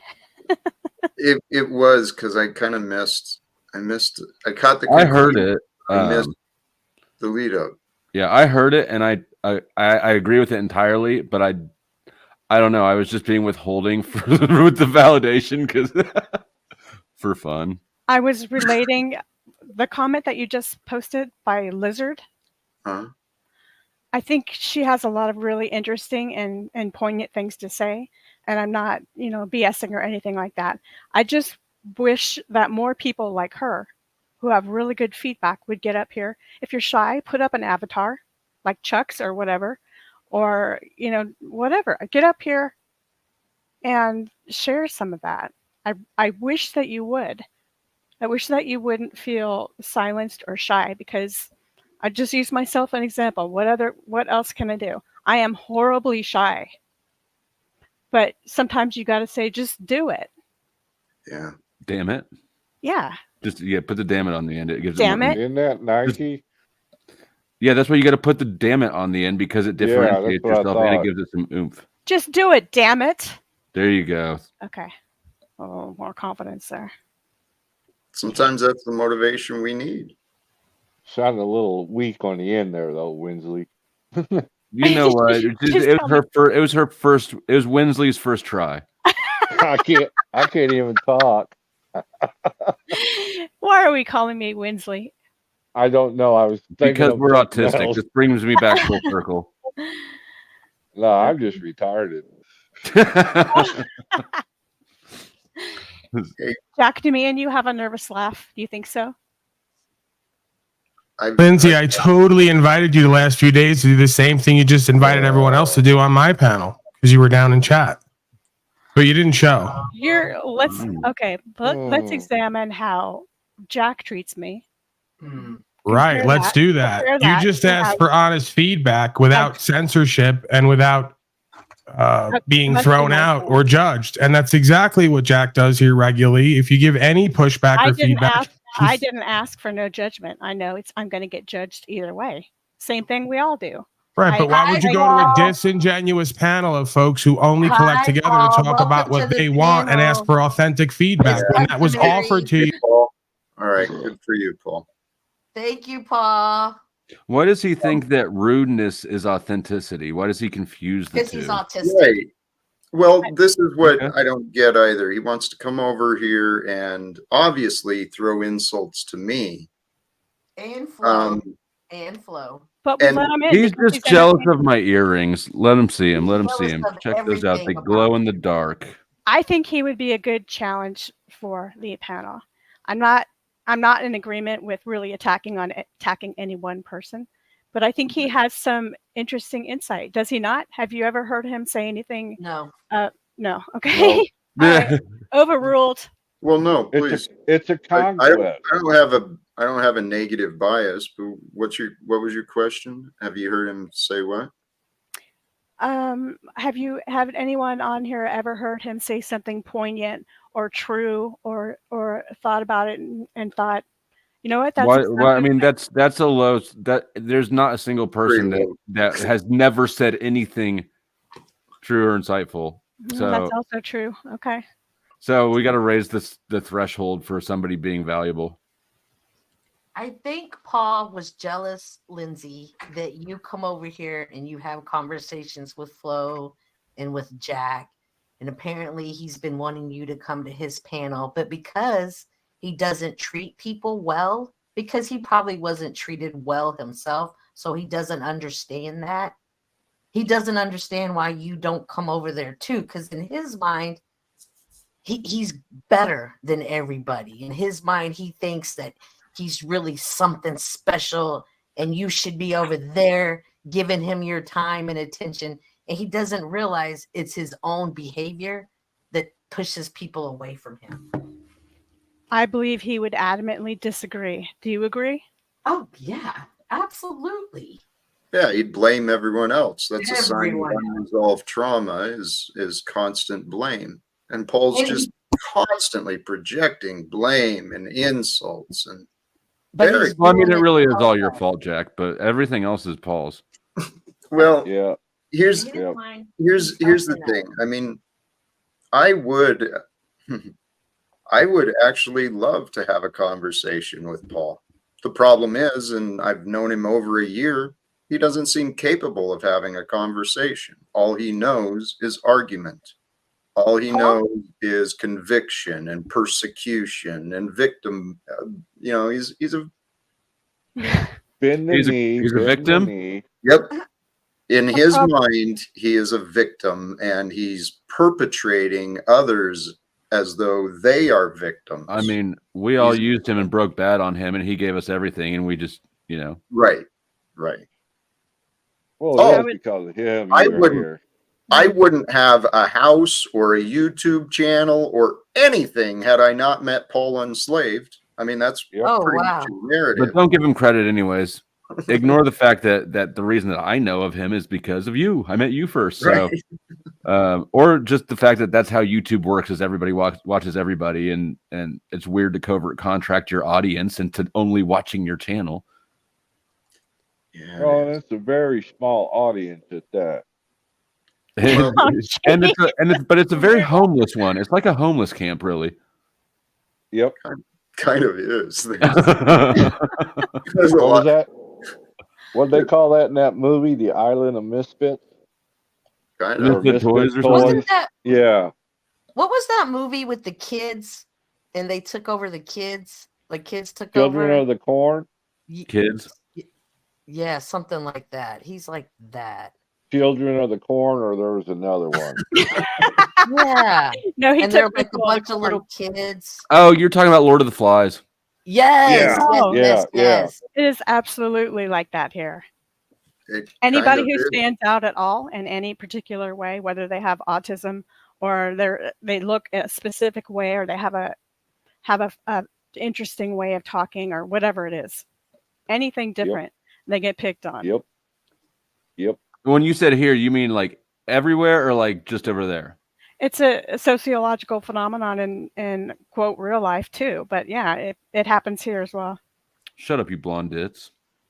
Oh, got her. Flo, what's the difference between pink and purple? I don't want to answer. The grip. oh God. That's why I didn't want to answer. I could feel the game going on. Hey, I'm not the one with The earrings. difference is a fun time and a horrible time.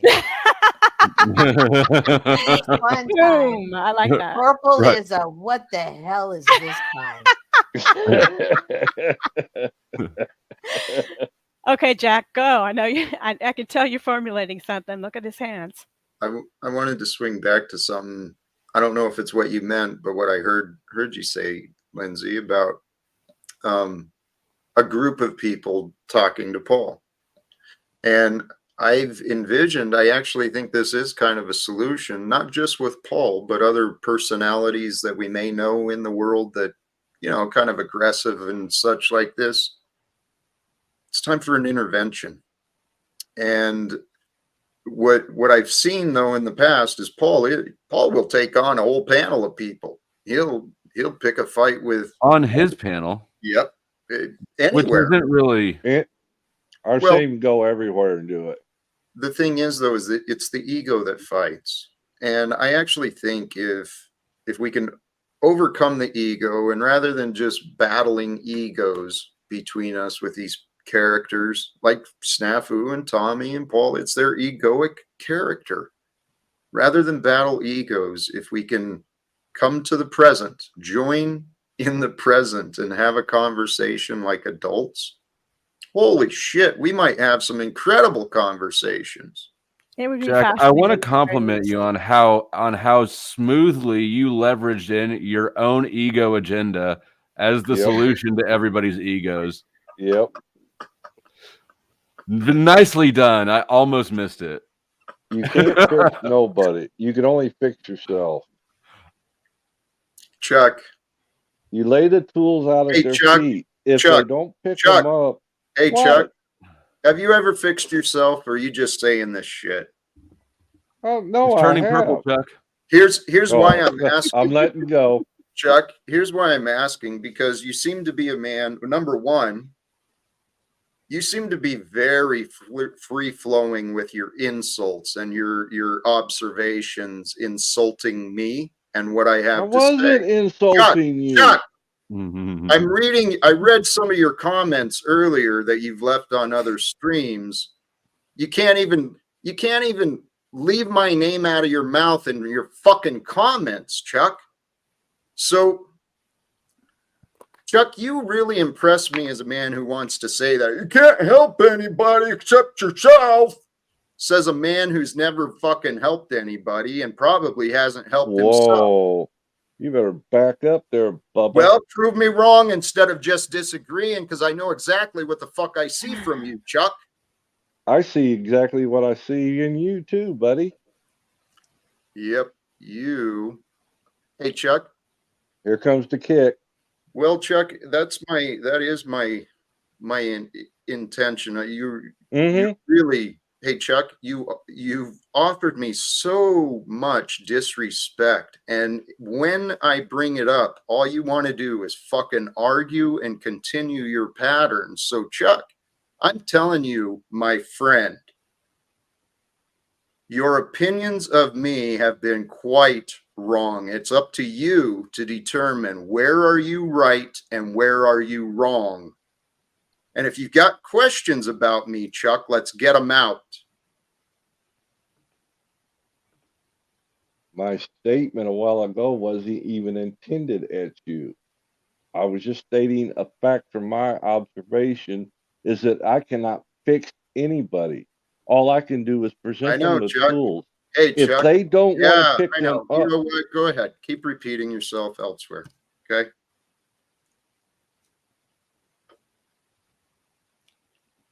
His comment was actually pretty neutral. It wasn't attacking you, but I know it's kind of none of my business to butt in, but I do it anyway. Wait, here, which comment are you referring to? Because I'm certain I didn't read all his I didn't comments tell you in the text. comment. You don't know the comment I'm talking about, but you No, want I to don't. defend it anyway. That's interesting. No. What he just said in here was a generalization about people never being able to fix themselves. I did not read the comments that he wrote in text or whatever. So Okay. that's all. I'm not like I said, I should have butt out. Yeah, Because Lindsay. Jesus, Lindsay. Well, maybe he. I'm turning purple. Maybe he really Let wrote go of some it. cruel stuff, and I don't know. That's No, a fault. That's the fault I have. I try to look for mean- redeeming features in people. I do too, Lindsay. Yeah. I do too. And so when I see, let's see, here's Chuck. Poor guy thinks this was on Flo's recent thing. Poor guy thinks he is a Jesus or a prophet of ludicrous thinking. That's in the context of me offering my experience and my perceptions on people integrating their shadows, pulling their heads out of their ass and trying to accept what is real. But Chuck wants to publicly defame me and present these false comparisons. It's like, at what point do people become accountable for what they do and say? I'm agreeing with you there because we were talking about boundaries from the beginning, and that's why I should have butt out because I don't know the whole story. I don't know everything that he wrote and everything that you're talking about. I just saw some man who got up here and made a general statement. So I apologize. I don't know the whole story. I appreciate that. I mean, Chuck, I don't know why. I do know why. It started out, people like Chuck and Nubs and Moose and many others got empowered by Mr. Paul Unslaved that it's appropriate to go insult Jack. We've seen Christos and Lou and all the other flying monkeys, and it's a pattern that I'm still trying to break away from and apparently still dealing with on my own. I mean, how's everybody doing? Good, Rant. Welcome back. I think, I mean, I don't really know either of you guys, to be honest. I have about as much information on both sides. I'm just kind of following this whole situation. And I think I can bring a little bit of clarity to it because I'm kind of looking at it. Before you do, let's address your question. Oh, well, that was before you let me on the panel. Right. So what indicated to you that I'm scared? I was here for like fucking 10 minutes. I thought you were trying to, you were there 10 minutes? That's an exaggeration, right? Oh, maybe it's an exaggeration.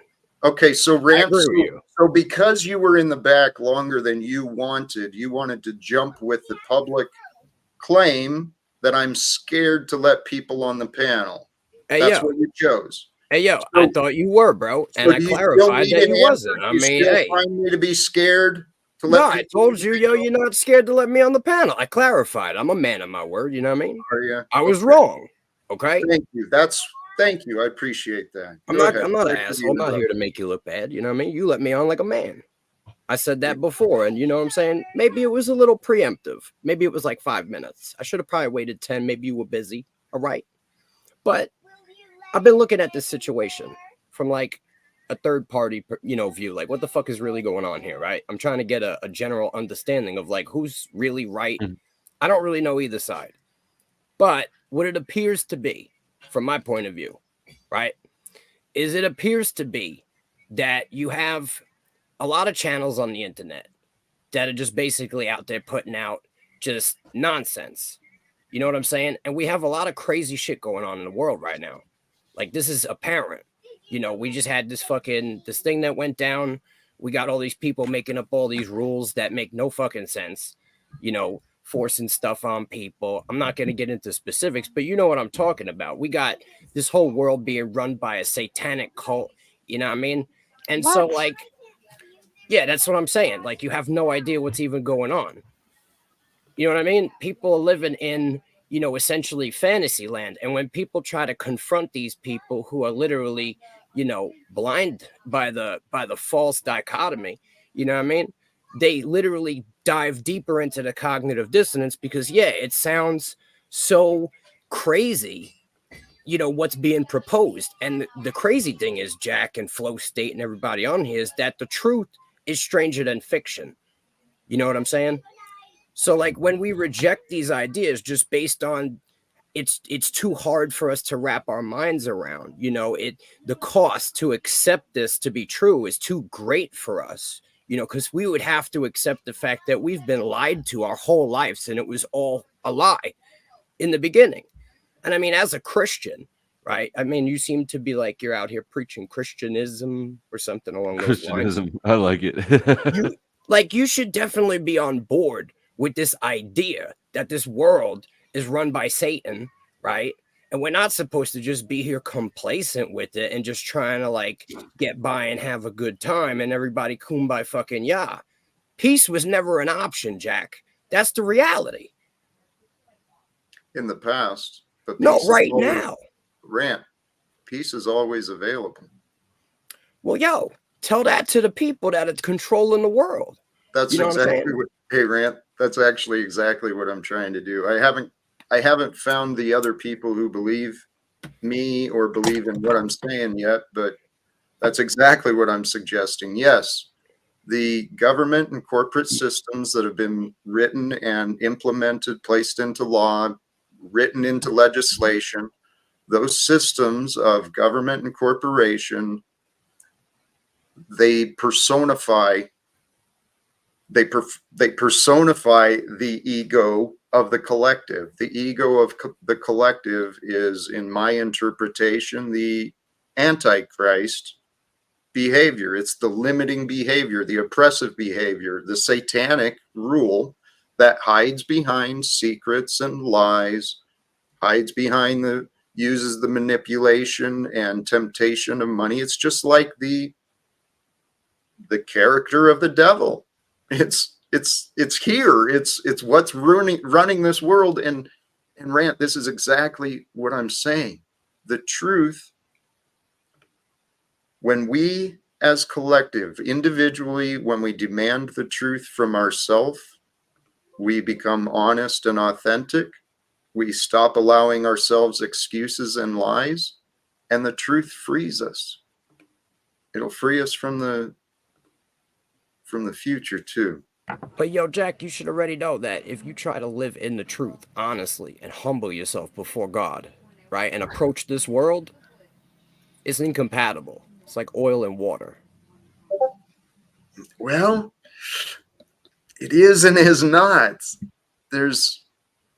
I don't mean to be oppositional in this, but this is the balance. There's a balance of light and dark, masculine and feminine. There's a balance of all things. And when we, in line with the Christian teaching, when we allow ourselves the psychological, the first death, we allow ourselves to die from the old ways of the world, let our ego dissolve, and then we just become free-flowing vessels, instruments, moving through time, knowing now, not necessarily knowing all the answers, but knowing now. And Rant, I see a way. I don't know how exactly. I know it's going to take numbers. We're going to have enough people involved to get attention and get the attention of the right people involved.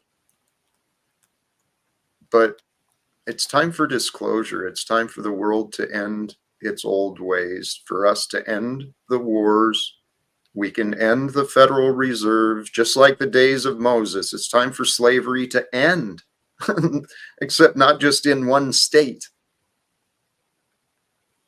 I've been going on and on, rant or whoever. Go ahead. People please. love slavery. I know. So, like, what makes you think, though, that you've broken free from it?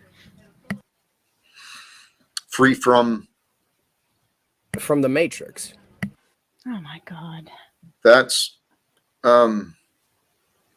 well, I know how I feel and how I live, and I live freely as a child of God. I'm not, I mean, I'm still in the world.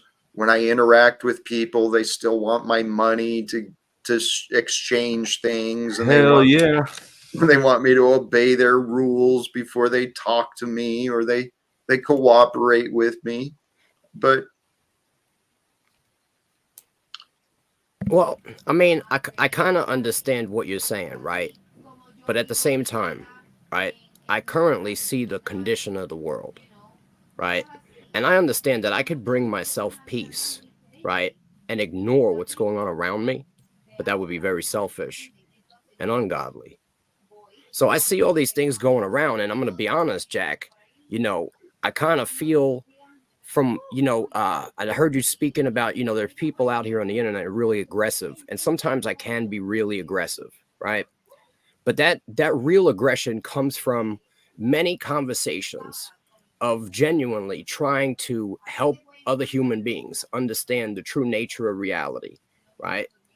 And them just clinging to the illusion that they know, you know, clinging to the deception that they like, right? And that's not so much the problem, but it's when people have no true knowledge and want to simply argue, right, versus what you are presenting for the simple fact of appearing to be intellectual, right?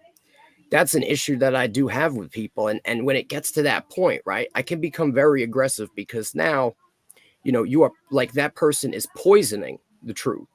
Not like it's one thing to not do anything. It's one thing to say something to try to do the right thing. Yeah. But it's another thing to intentionally go out of the way out of ignorance and destroy something that is good. Are you aware of how hubristic you sound, Lindsay? I yield to you. That was such a bitch move, Flow State. What? Dude. To just drop some kind of like little subliminal. No, it's jab not at me subliminal. It's do you have any kinda... idea how absolutely insanely arrogant you sound? Yeah, but you didn't even wait for an answer. That's even more arrogant to just kind of pass it along. The answer is no, Flo. He doesn't know. I can tell. Allow him to answer and actually. Sorry, go ahead. Yeah, you just I was just saying feedback. that was. I have some feedback. No, he wasn't talking to you, sir. He was talking to Lindsay, Flo, and I to go ahead, not you. You've taken up enough time. Did you who are you? Who are you again? I don't even know who you are. I don't even know who you are. And you're addressing me. I don't even know who you are. You haven't even introduced yourself to me. You did introduce yourself when you came up. No, I mean, you haven't even introduced yourself to me. I don't even know you. Did you ask a question? You're addressing me as if I know you, or you have some kind of authority over me. It's not a prerequisite that she introduced herself to your majesty. I don't even know who you are. Right. How you doing? My name is Mike. Thank you, Mike. This is how humans act. No, we don't just start yelling at each other. No, I'm sorry. Did your mom raise you properly? No, I was raised by wolves. Oh, okay, that explains it. Yeah. I love it. So, did you ask a question? You came up here and took up a lot of time. You filibustered a lot. Did you ask a question? I was trying to bring some light because y'all seem pretty confused as to what's happening here. He was explaining how he knows the truth. I mean, Flow State's just over here playing with a shake weight. I don't understand. Somebody from How are you? What do you think all that talking was? That's mental masturbation. At least mine is a weight. He's going to get to talk to Paul. You're just up here trying to be somebody for Paul. Yo, I don't know Paul. That. I can respect that. I will respect I don't know who hey, Paul is. I'm up here. I'm gonna keep it real. I don't know who Paul is other than I've heard him on this channel. And I looked into it because this shit is hilarious, the drama that's going on. So I did look into it. I saw Paul today. You know what I mean? Like, I don't fucking know any of these people. Hey, Rand, this is not like a jab question either. I'm curious. Where did you come from, or how did you just stumble across the channel, or what? Where did I come from? That's a good question. So, Stoned and Alone, my wife was on one day, and then from that show, she went to Mel's show, and then from Mel's show, I was on Mel's show with my wife, and she got invited to Speakeasy's Verbal Combat. I went on Verbal Combat, and I met most of you guys there.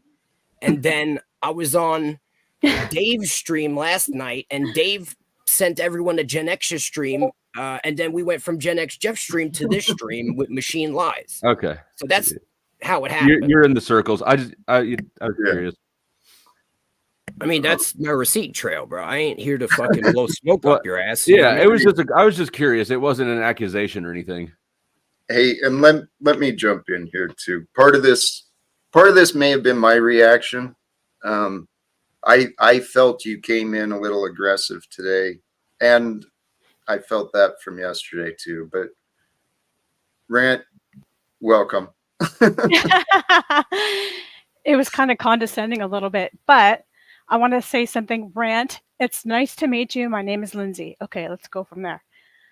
I wanted to comment that I was just listening to what you said, and I really feel like this Satan character is used as a Satan is not a person. Well, okay, I would like to finish my thoughts first. Well, I just wanted to correct you before you wasted your words. She's really sensitive about getting cut off by dudes. I am. It's equivalent to a female circumcision. Oh, Jesus. Okay, you were talking about, I'm just going to ignore all that. All of that stuff about this is the problem, Linds. Everybody wants to ignore the facts. Okay, you know what? I don't like you already. Let's move on. Brant, why is it hard for you to allow a woman to finish speaking? Is this something you do in your everyday life? You know what, Cynthia, you're right. If you don't mind, Jack, let's go back to what Linds was saying. Let her finish her thing, and then we'll go on from there, if that's okay with everybody else. That's fine. That'd be great. Please. All I wanted to comment on was that I think this figure, this metaphor, this thing that is or is not Satan or the devil or whatever name you want to attribute to this entity is really a lot of times used as something to keep people from taking accountability. I remember when I was little and I watched some TV and I was 5 and I did something bad. I don't remember what it was. And my mom called me out on it and I said, the devil made me do it. And I think we're still doing that today. And it's an easy excuse for why bad things go on or why we have our own behaviors that are destructive or why we can't do things. It's a big excuse. So it keeps people from growing and moving ahead. So can I ask you a question? Yeah. How could you fight against an enemy that you don't even know or believe exists? I don't. Well, then how do you expect to win?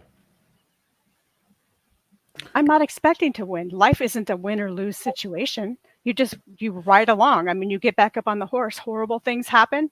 And like I said this, the other day, you get back up on the horse. The devil didn't make the horse buck me off. The devil did make the society and the control system that currently has the world in basically where we disagree. Prerequisite to tyranny. That's a culmination of things. I know we disagree. And we probably will until there's a military boot crushing your skull. Okay, that's cute. The devils? Wait. What is his deal? I don't know. Actually, this is interesting because I think you two are considering the same facts or similar facts, different explanations and different resolve. And I kind of get both sides. The idea of the I saw it in the chat, the idea of the literary character of Satan.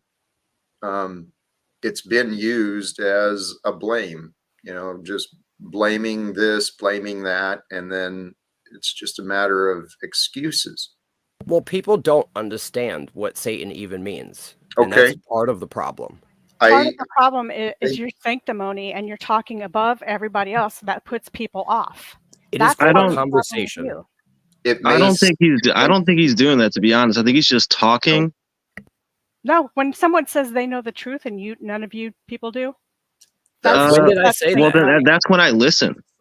No, but you don't know him. So how would you listen to somebody that you never met? Because I have respect for myself, therefore I have respect for others. You don't even let me finish. So I don't know. You don't have respect for yourself. You're not don't saying anything. I'm not going to claim anything. I'm not going to claim anything about you, though. I'm not going to claim anything about you, though, Cynthia. You're not going to allow other people to speak out of your own insecurities. Actually, I interjected to let Lindsay get her speaking. So if you pay attention to the conversation and stop just blaming around, maybe we could get somewhere. Just maybe we could get somewhere. Okay. Who is Aaron's handler? Have we talked before? Is that a different name? Yeah, it's me. It seems like Cynthia is mad when people are interrupting. Okay. It's Adam, dude. What I'm saying is pertaining to the discussion, and Cynthia just keeps interrupting the actual discussion. So I think that's more important to point out at this moment. I don't care. So Satan means Lindsay, this is an example. Rant said something about me that I know is Hey, not Cynthia, true. let Jack run his show. Thank you. Dismiss it. Let Jack run his show. Lindsay. Please. I dismiss it. This is an example. Cynthia, relax. Have a lemonade. Right? And you know the men are speaking, are. Cynthia. Calm down. Don't allow people. We need to say some facts now on Cynthia, the show. go fulfill your shopping list, okay? Go ahead, little girls. Y'all can speak. Cynthia, thank you. Please hold on, please. Thank you. Let's take just a take a breath. We'll take a break. I'm just saying. I'm trying to speak amongst men here and explain what Satan means. And let's. It's been 5 minutes, so let's get to it. That's where I'm trying to take this back to. Admittedly, in my own personal development, my own spiritual path, I didn't give God and religion a lot of attention during most of my life. I just thought the world was the way that it was. But the more I started looking into history and some of the conspiracies, it sure seems like there's enough evidence out there that there's people who do worship Satan. I have one question. My only question, and I promise I will shut up and I won't interject. My only question is, why would you not want to listen? And that's it. Because he demonstrates a lack of judgment that makes me think he does not have the truth. And that was illustrated by cutting people off, saying you don't want to listen to women, not knowing when to talk, and not knowing how to present you play with a yourself shake in a way weight, that doesn't and you're come talking across about as judgment. You're talking about judgment. It doesn't shake weight as a grown ass man. It doesn't change. Are you up here to throw insults? Are you here to? No, I'm just saying. Was that not an insult? Rant. I'm just saying, man, we're all good. We're all good. Just relax. Just relax. I try to speak the truth. I get insulted, cut off by the whole entire panel. No one wants to let me tell them what Satan means to this very moment. Which is a little bit weird, honestly. Like, at least listen. Get through my fucking thought. We'll bring it back to you, Rant. No, it's me. I cut you off, Jack. I apologize. I know you did. Yes, I'm including you too. Please. And golly, jeez. I guess we're a team now, since you agreed with me or something. Hey, well, we're all. I just want to see where Jack wants to take it. My bad. Thank you. The point I was getting across is my education. It convinced me to actually start taking the idea of Satan kind of seriously. There is evil. Now, I don't use that character, the archetype, the name. I don't use it to shift the blame. It's a way of explaining evil. And evil certainly does exist. I don't believe the old ways of fighting evil, right, with the sword and with armies and militaries. That's not what we're here to do. We're here to learn the truth. And actually, to swing back to what just happened, Aaron, someone asked the question, why would you not want to listen to the truth? And while the answer may not have been appreciated, what Flo offered, when we present ourselves with arrogance, when we show that we may not really care what others are thinking, dude, we get shut down. We get dismissed real quick.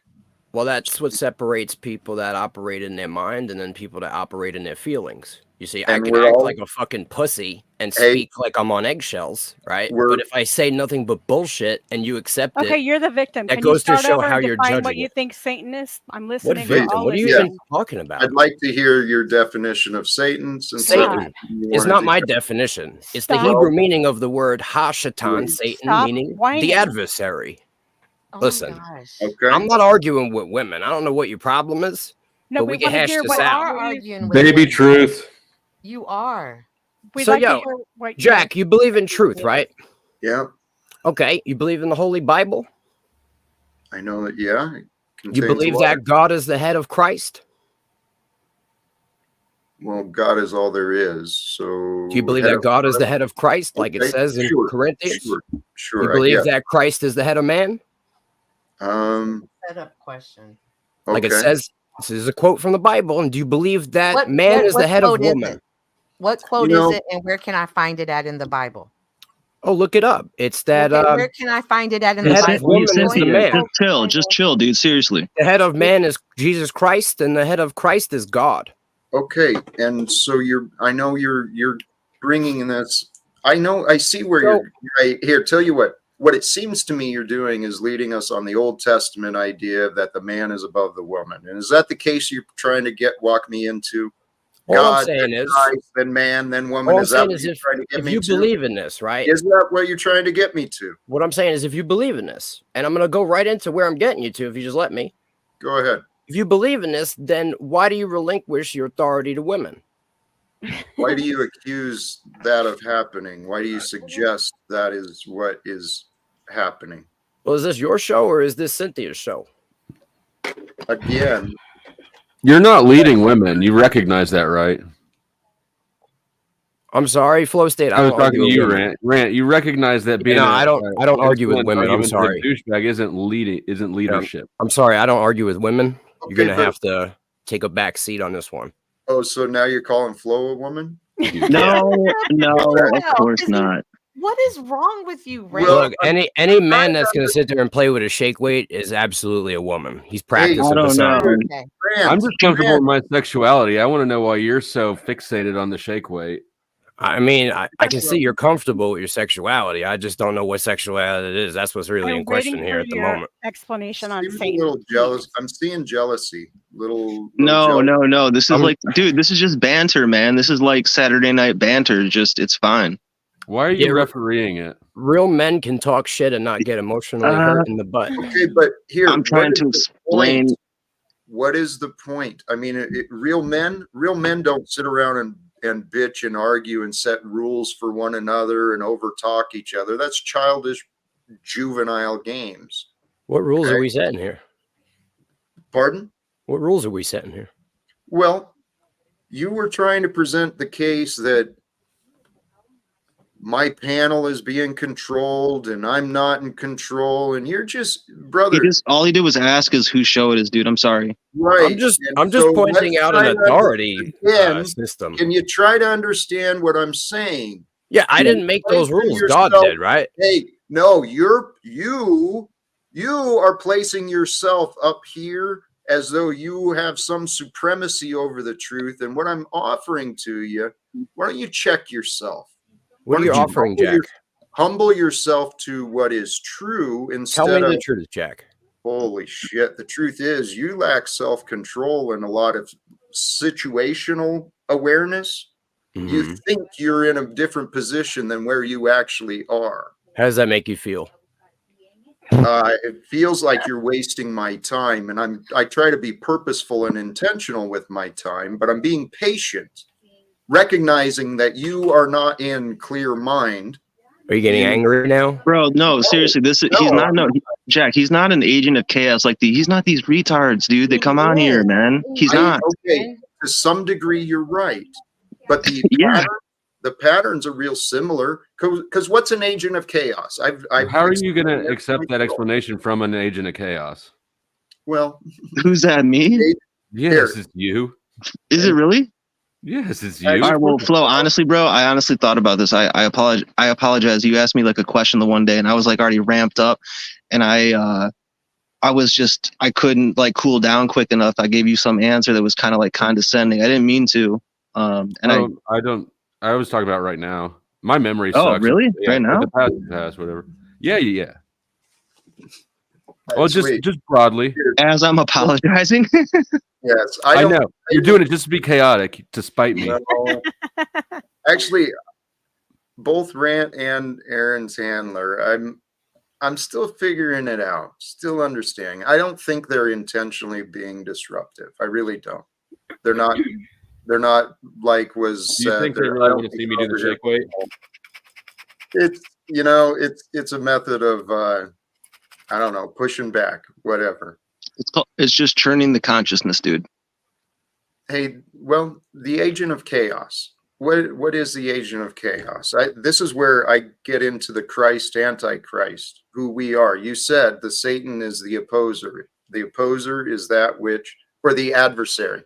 The adversary, the opposer, it's that which interrupts, tries to interrupt the truth.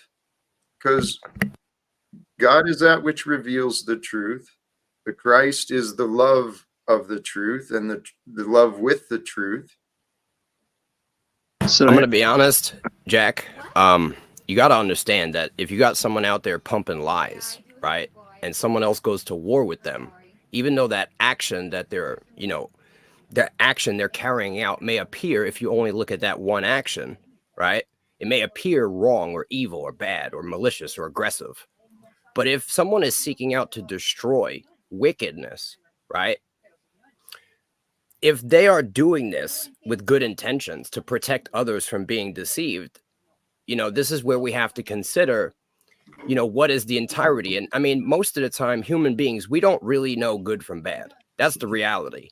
Only God knows good from bad, because God knows the beginning and the end. We only see what's happening right now in the temporal time, dilation. But now here's the crazy thing, Jack. Those who are led by God, right, have access to that information. They can't access the knowledge, but they have that intuition. When God leads you, he leads you into the truth. And so he leads you into these wars. I don't know how the fuck I get on these panels. God leads me to go and fight fucking tyranny, evil, lies, wickedness, deception, Satanism, all the bullshit of the earth. You know what I'm saying? Toxic fucking feminism, all this bullshit. It's and that's nonsense. What you saw on this panel, and it's all nonsense. I'm not attacking you on anything. I'm stating this is one of the things that I fight. Do you feel like you want to support some of that stance, and I'll fight you? I mean, is that what you're trying to do? I never attacked you on that. I'm just stating the things that I fight. Are you fighting for the women? Flow State, what's going on here? Dude. I'm asking you a question. How do you know when it's God and when it's not God? How do I know when it's God and when it's not God? Mm-hmm. Leading your actions. It's a good question, because I've listened to different things moving me, pulling me here and there, right? But usually what I've noticed is that God is not a voice. You know what I mean? God is not a book. God is not that voice that sounds like you in your own head. Mm-hmm. To my experience, that voice is always the devil, you know what I mean? Who we could say is these different spirits, you know what I mean? To be specific, I don't know their names, right?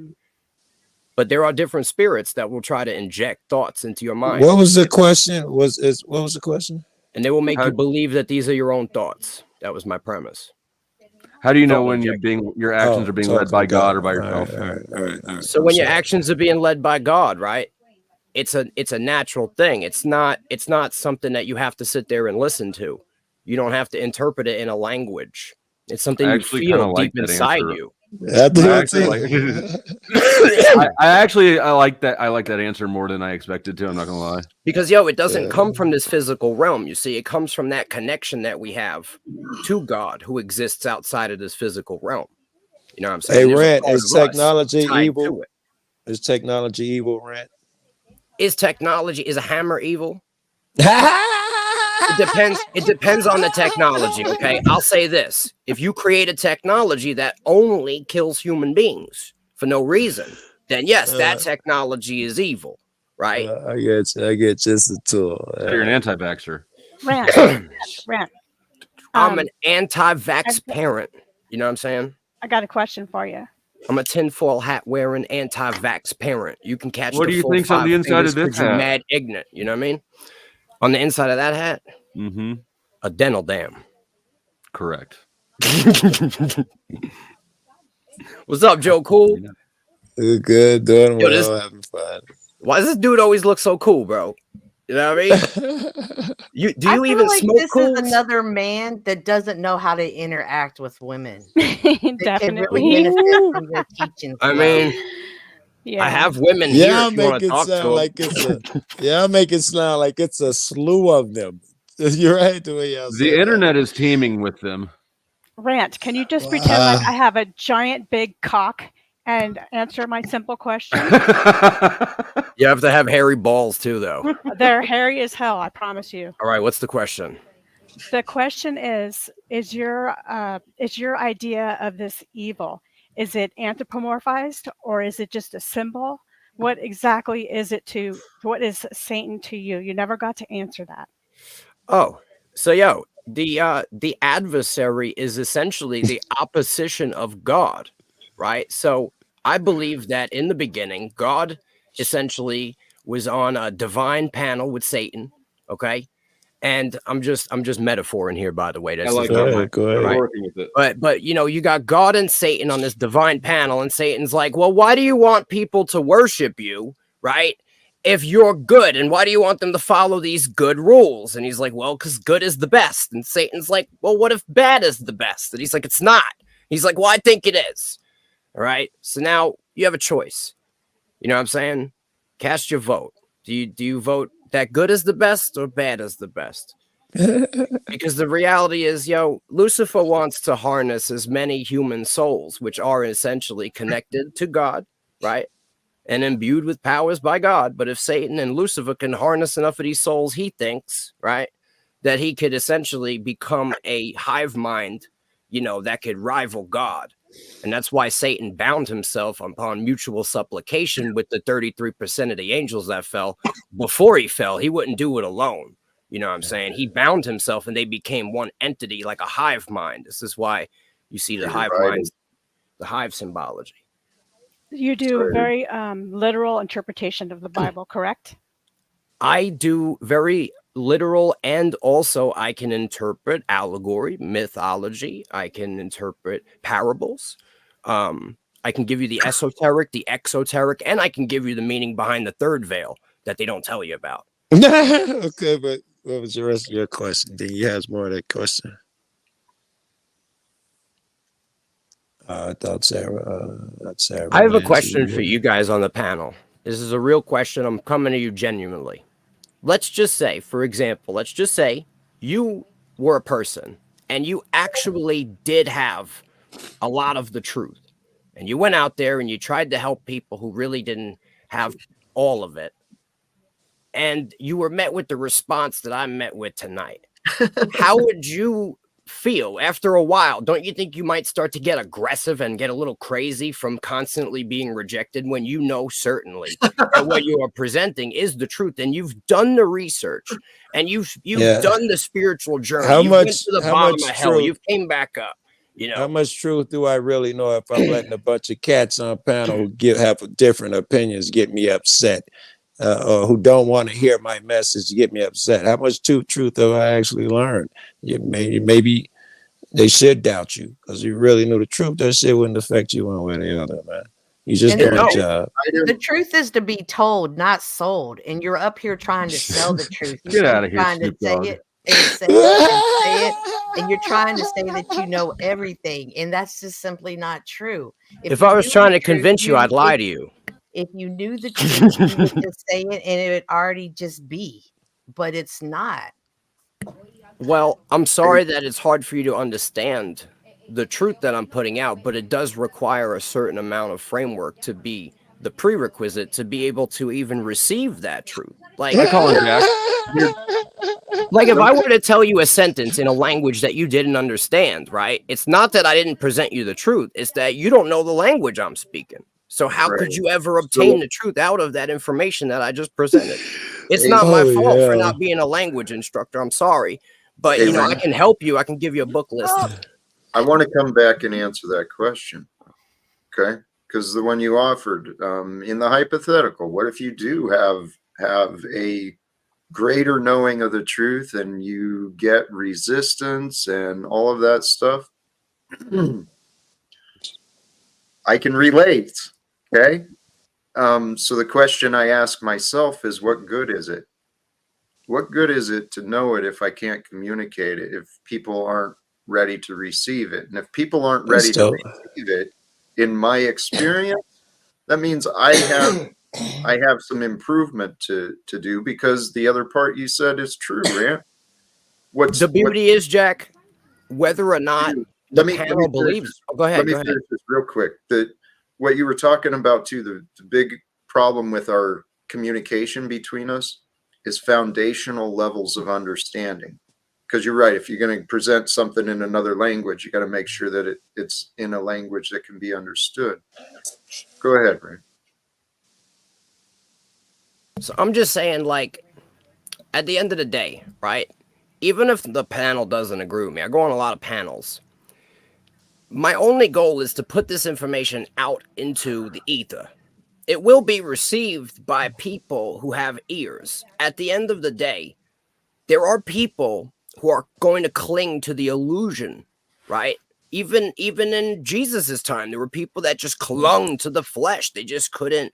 They clung to the law. You know what I'm saying? They just couldn't accept it, right? And at the end of the day, I will never be able to teach that person the truth. So I'm not trying to. I don't care if you believe me. I'm not selling you anything. I don't have any vitamins or fucking Mega Male supplements for $39.99. I don't have no courses, no books. You know what I'm saying? Well, so I why totally even do. bother You put it talking? out there. If you don't care if somebody listens to you, what's the point of talking? Because I was just about to say, No. I don't care that if you listen to me. I don't think the reason that you're out here telling the truth is not to communicate truth. It's to feel like, you know, you're just superior. pumping up your ego. If you were really trying to communicate truth to people, you would learn how to communicate it in a way that was more effective. Yes. In order to first communicate the truth, we must first separate the intellectuals from the pseudo-intellectuals. Oh, Be God. nice. Do you have Whoa, anything whoa, other whoa. than Who told telling that you to people leave it that? was so difficult for these people to understand you because you're on a higher level? Okay, we get it. You said it 89 times. I have a book to suggest to you, and that's How to Communicate Effectively with People. That's all you need. Is that a real book title? I don't It don't want have to be. It's perfect. I'm going to be honest. People that are snowflakes, I do not want them to receive me. I want them to reject me. Did he just call you a snowflake? Lindsay, you are the most beautiful snowflake I've ever seen. Yo, Joe I mean, I Cool think- is not a snowflake. I can't speak. Oh my I can't gosh. say the So same for the truth rest sees of you. color. Okay. The truth I is think, a color thing. Cynthia, Okay. I think that some people you don't even really need to react to. Just let them talk Oh, and yeah. say it all. Oh, for sure. This guy's just a funny. I'm Just- having more fun in the chat. Shout out to Pavlo. Every woman There's some has people fun when they're in their feelings. There's some people who want to communicate, which means basically an exchange of ideas. Yes, I agree with you. No, I don't agree with you. Or here's how I look at it, et cetera, et cetera. And there's some people who just want to lecture and be didactic. You can't have Yeah. a conversation with them. So I it is usually what it notice is. it's men that are in marriages that they aren't Ooh, that was dope. That's my favorite song. I called in backup, all right? I'm not here to argue with women. I have a woman to do that. Oh, You and I are yeah. arguing. Get a bitch. If you weren't married, I would suggest that you're an incel. You got a lot of that incel energy He coming off you. is. You got a lot of fag energy going on. Hey, there seems to be Maybe it's a closeted energy, and I'm mistaken about it because he can't stop going back to the shake weight. Or Maybe it's all the I'm shake good. weight and that's got your brain. Maybe No, it's- maybe I actually you're know where- mad that I the actually know ladies where- don't turn you on. I actually know where it's at, dude. Like, if someone just says a general comment and somebody like subjectively takes offense, that says a little bit, you know. Like, we all just need to not take offense. How about that? If someone Females get invalidates- offended someone easily. tries to invalidate you, You're valid. You're valid. Are you not going to take offense? You know, You're valid, but like break maybe someone's trying to say something. Oh, he Like, sure Yeah, is. what he's saying Like is that for there's instance, two when people on the Aaron, panel he's not going to listen Aaron, to. That's what he's saying. when Rand said what he said, you assumed that he was talking about Linds. I didn't hear him say a name. And that's what my man, whoever just hopped up here is. Oh, damn it! He's been That's saying what he's been saying about women. There's two women on the panel, and it applies to both of them. It is. No, it is I meant it about everybody in general. Like if Joe did it too, if you take it, yeah. I have a woman right here, bro. She's not offended. Why are y'all offended? Does she have a penis? No, she's a woman. I'm not offended. Do your by women have penises, Flow State? That would explain a little These bit. days anymore, you never know who you're talking to on the internet. Okay, that's true. Flow State, my wife has been on the internet. You know, you've seen her, bro. I We've have been on verbal combat. You smoking weed over there, bro? I thought I was the one that smoked weed. I wish that I smoked weed. You're just Bro, not that memorable, I smoked guess, which is surprising because you're. I think I remembered you, maybe not. Hey, let me come back. I want to press into something you said. Push it in. Well, regarding you don't argue with women. It's always hard. Do you? It's a new thing I'm doing. Well, number one, I'd encourage you to reevaluate that because this gender division. I actually don't think it's a bad rule of thumb. It's just once you state it out loud, you just fucked it all up. Yeah, that might be part of it too. Just the airing of that, but it's better to live in a corner of your rooftop than with the brawling woman. Oh, sorry. The part I wanted to get at though is the arguing. I mean, the arguing is our egoic. It's the ego patterns. We want to argue over ideas and opinions and thoughts. So I think we can move beyond the argument when we focus on discussion, and we can discuss when we see each other as equals. Make sense? Yeah, it does. And here's another part of it. Our critique, we all haven't learned to communicate well. Our critique usually is accompanied by our feelings and emotions. And that might trigger someone else's feelings and emotions. You know, try to keep your critiques bland. Dude, those feelings and emotions, that's something I've been consciously trying to work on myself. Flow is I've mentioned this. Flo and others I've seen do a good job. They'll talk about things that are sensitive. They'll have challenging. They'll discuss difficult topics, insulting topics, but do it without emotions and feelings, and that's the reason it gets through. Myself, I get emotional. Let me say something and rants.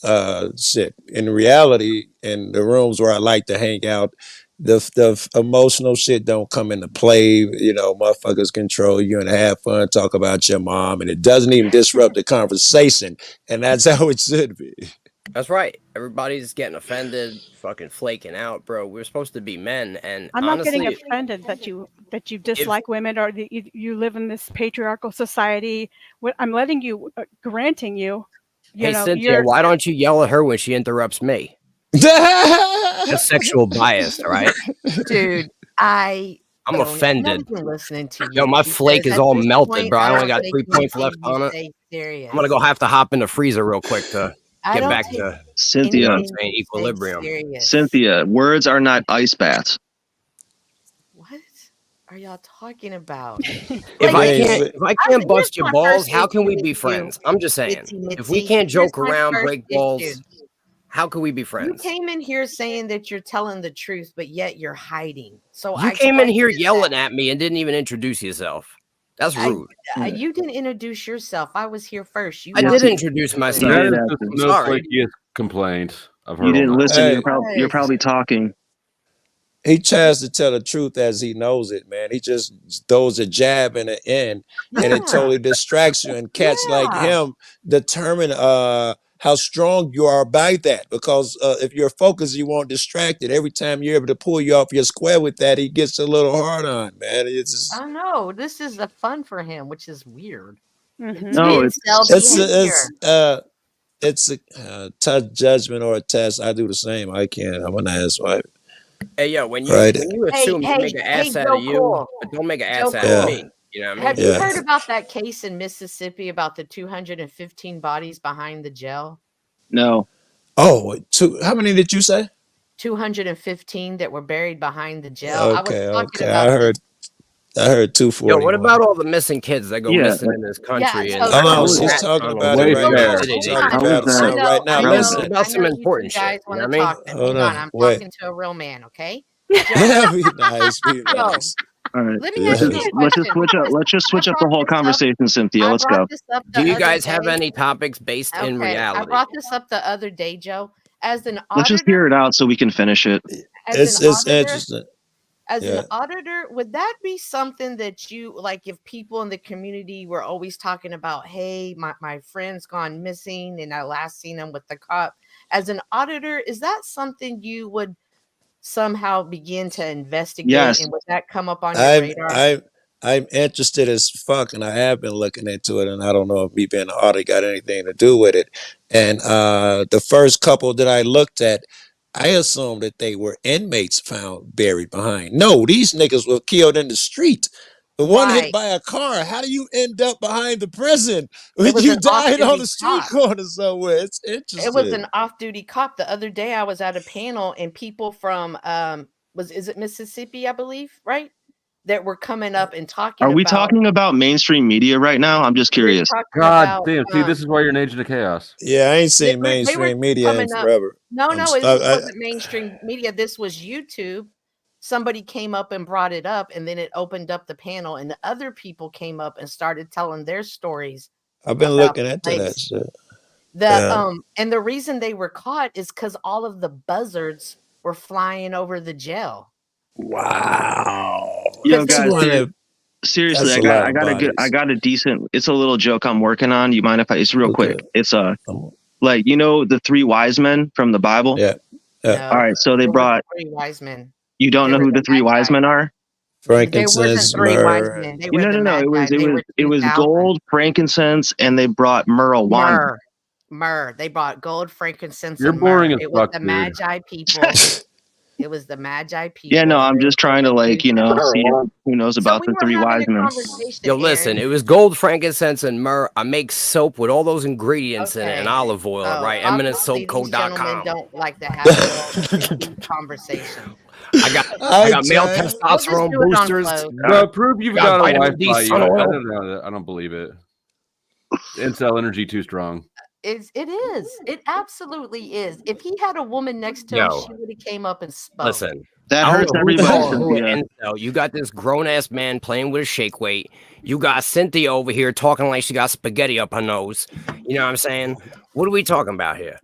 That Okay, I is just- rich. You sound I like just you have have- a tampon up your nose. That is No, rich. I'm Okay. hearing I just matzo got a ball. quick. Let's hear Jesse. Got a new guy. I got a Let's quick, get the new guy quick in. comment here, and it has to do with kind of what you guys were just talking about. So I just came back from Jamaica, and while I was there, a buddy of mine who lives in Montego Bay, lived in Canada for a while, and he just moved back there a couple years ago when all this craziness happened. And what he told me was 2 years ago when he moved there, the area that he lived in Montego Bay was kind of like the murder central of that place. And there was the most crime that was going on there.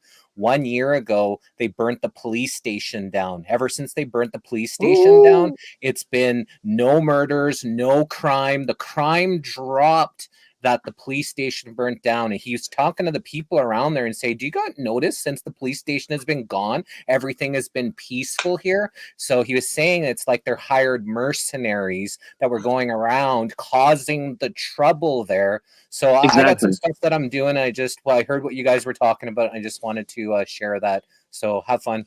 Thank you, All right, Jesse. They did a lot of that in the protest, inserting cops into that. Matter of fact, I got a short up of we were at the president motorcade was coming to go talk to somebody, and we was on the corner protesting. They inserted some feds into the protest.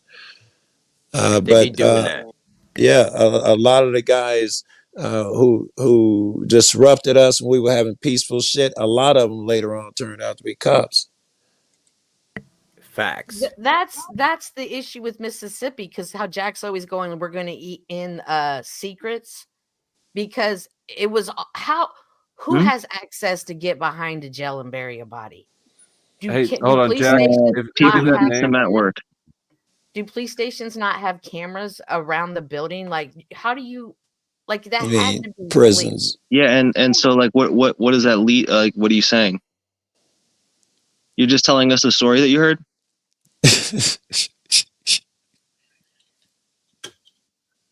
action, like, fam, like, you're just. I mean, I'm just curious where this is going. Like, what's the point? I saw Joe, a real man, come up here, and I wanted to have a real conversation about something that was entertaining instead of talking. That's not entertaining. Maybe not to you, but it is to Joe. Cynthia, I can make it entertaining if you want. Hey, hold on a moment, please.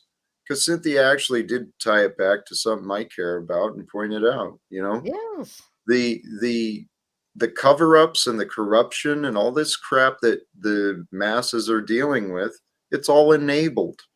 And it's all enabled under these illusions of authority. You get these corporations, these bosses coming in, telling the employees, it's very important you do this. Go get us go fill our jail cells. Go prove your job is necessary. Put some people, show there's crime, whatever. It's all this illusion of authority. People have been confused and conditioned. They're assimilating, yes, to a lower degree, yes. Divided we remain governed. And I tell you what, these YouTube panels right now, I mean, this is like it's a dysfunctional. Think about the old days before the internet, before the phones. You know, the people would gather in the towns, wherever, maybe the post office or on the corner, and they'd have conversations about what's going on. We're doing that geographically. We're covering a lot more territory. But here's the point. If we can figure out how to start communicating with each other online and off, just in our own life, if each of us start figuring out how to communicate with each other, we're going to change this world. I think that's what we're doing right here. We're trying. We're trying to figure out how to communicate, but we got a lot of opinions and a lot of ideas on what might work best. It's kind of the cool shit of it. What I don't like is disruptions, niggas talking over, motherfuckers dragging the conversation away and shit like that. But I love all the alternate opinions and the different personalities and idiosyncrasies. They spice it for me, right? You know, a motherfucking drunk that's come up here, as long as he's not doing them two things, just disrupting my fun where he's talking over a motherfucker, I can't hear shit. Yes, I want to hear him say racist comments, you know, kick his dog. It's all fucking, to me, it's all part of the process. It's entertaining. It is what it is. That's why Joe Cool is cool. Joe is cool. We got a Man lot of peace. Yes, welcome, man of peace. But yo, like she was saying, right? In Jamaica, they had this problem, right? And if these people didn't burn down the police station, right, and they all just took a pacifist approach and was like, you know, it's going to get better and we're just going to all talk it out, right? They'd probably still be getting murdered. Ooh, that's the harsh truth, baby. You know what I'm saying? So, like, I'm just saying, like, sometimes you got people out here that might seem a little too aggressive. I agree. But then you got other people out here preaching hopamine, right? Putting people to sleep, letting them just doze off into this false sense of security. And then, bang, they got hit with another fucking mask mandate. And, oh, you got to get fucking 9 jabs. And now you're a fucking cyborg. You know what I mean? This is the problem. Hopamine. You give them that hopamine, bro. I'm gonna write that shit down. I'm gonna sell that shit. Hey, actually, I'm noticing the time. We're about 3 hours. I'm thinking about wrapping this up here. That's what I was thinking, man. Is that not Provo? Because you arrived? Is that Provo? It is. Shout out to I'm watching The Secrets of Polygamy Pro. I would love to come onto your page and ask you some questions about the And Mormon now you're simping life. to me. No, we got beef. We ain't gonna be cool like that. Oh no. I doing? have beef about the poly people. Like, why are That y'all ain't doing me. that to y'all's That women? shows how And stupid where do the you are. young men go? Do y'all Look. kick them out of y'all's community? I have some Yeah, serious that shows you how questions. dumb you are. One of the dumbest fucking people on the Well, panel that's right why now. I'm You're going talking to like ask that. you. You don't That's even why I'm understand. going to You don't ask. even understand what Well, Mormon all You don't right, even Jack. You understand. have a good one, man. Bye, Joe. Flo, are you going to go live? Oh, live in 15 minutes. Shout out to Flo. Everyone, make sure to tap into Flow State. Not only does he provide excellent content, just as Jack does, he also has memberships. Oh, thank you for reminding me. But we're on Jack's panel. Jack has memberships too. Oh, yeah. We talked about those earlier. You done shilling, Cynthia? Get off the fucking panel if you're done. Pro, Yo, you what should time make are you your going icon. live? Itsy Mitzi, you are a woman. And Yo, it's the Flow okay. State icon should be a giant tampon for the state of your flow. You can do better than that. That was lame. All right, host state hashtag. Oh, Man, wow. That's you're so original. This is weak bait. Hi, little Cecil. bit. How are you? I'm all Good right. morning, Cecil. Good morning. Hi, You should learn how to Mitchell. bait people from Cecil. Cecil can get under my skin without Are you a masturbator? seemingly even trying. Really? Are you a masturbator? Are you When he offering sleeps courses? on camera or smashes his mouth right up to the cam. Yes. That's kind Two of trailer park girls go round the outside. I don't know anything about fishing, really. Sorry. Do you know snaps, Itsy and Mitzi? Dude, hey, No. Jack's wrapping No, this no, shit up. I'm You can talking leave, to Cynthia. Grant or Lucy or whatever his name is now. You remind me of Snaps a little bit. Yeah, fuck you. Not you. Yeah. But That's okay, right. fuck you too. Yeah, no. We're gonna play that Get game. him, Back Cecil. at you. Yeah, no, sorry. That's my dog. Close No, to no. Snap, so- Does he have Tourette's? Flo, does he have Tourette's? And Yo, just ain't nobody randomly talk about out- Cecil like that, all right? Put Does that he on my just mama. randomly throw Hey. out cuss words? Hey, I was gonna Who ask are you talking about? I was not paying attention. Hey, Cecil? Bunny. I Hey, don't think Bunny. so. Hey, Cecil. Hey, do you ever hang around? Or I mean, I don't mean to offend you by asking this, but you ever spend any time in Syracuse? No. Okay. Maybe it's just maybe it's just a New York State thing. But I knew a dude who was from Syracuse that kind of talked similar accent. He might have just been maybe a he dick. knows him. I have to say that people from New York, more than any other, I've met more your eye people okay, from Cecil? New York.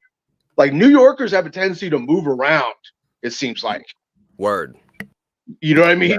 We got ants in our pants. We gotta get shit done. You know what I mean? We're Yeah. walking here. I've met quite a few people from that. More so than any other state, probably on the East Coast.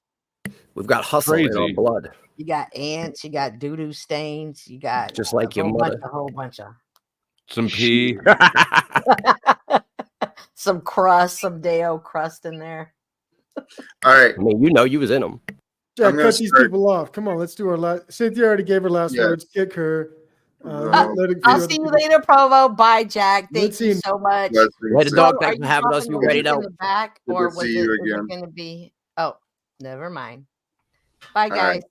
Peace. Final words. Flo took off. Cynthia took off. It's kind of funny because I started watching Machine Lies, and they were all saying, "Oh, it's a slow night," and Machine was like, "Oh, well, if you're wondering where everybody's at, all the homies are over at Jack's house right now." And then I just come over here, you're closing stuff down. So I guess I'm gonna cook some dinner and go back over to Machine's house. I may head that way in a little bit. Flo is starting up soon as well too. So, but I'm ready to shut this down. Cecil, thank you for stopping in. Yeah, no problem. No problem. Touch you out.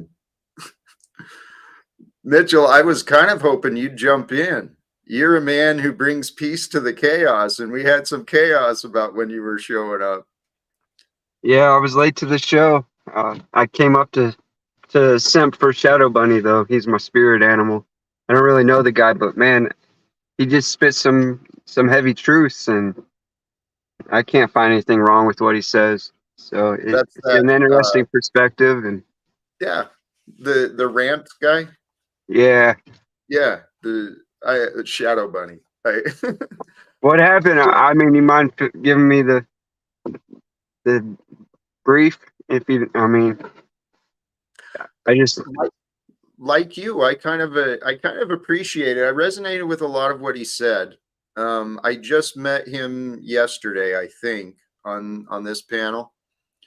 He came in pretty aggressive, and I pushed back a little yesterday. He saw himself out. Today he showed up again, not as aggressive. We're figuring each other out. I like him. I don't necessarily agree with everything he says, that's for sure. But I don't know.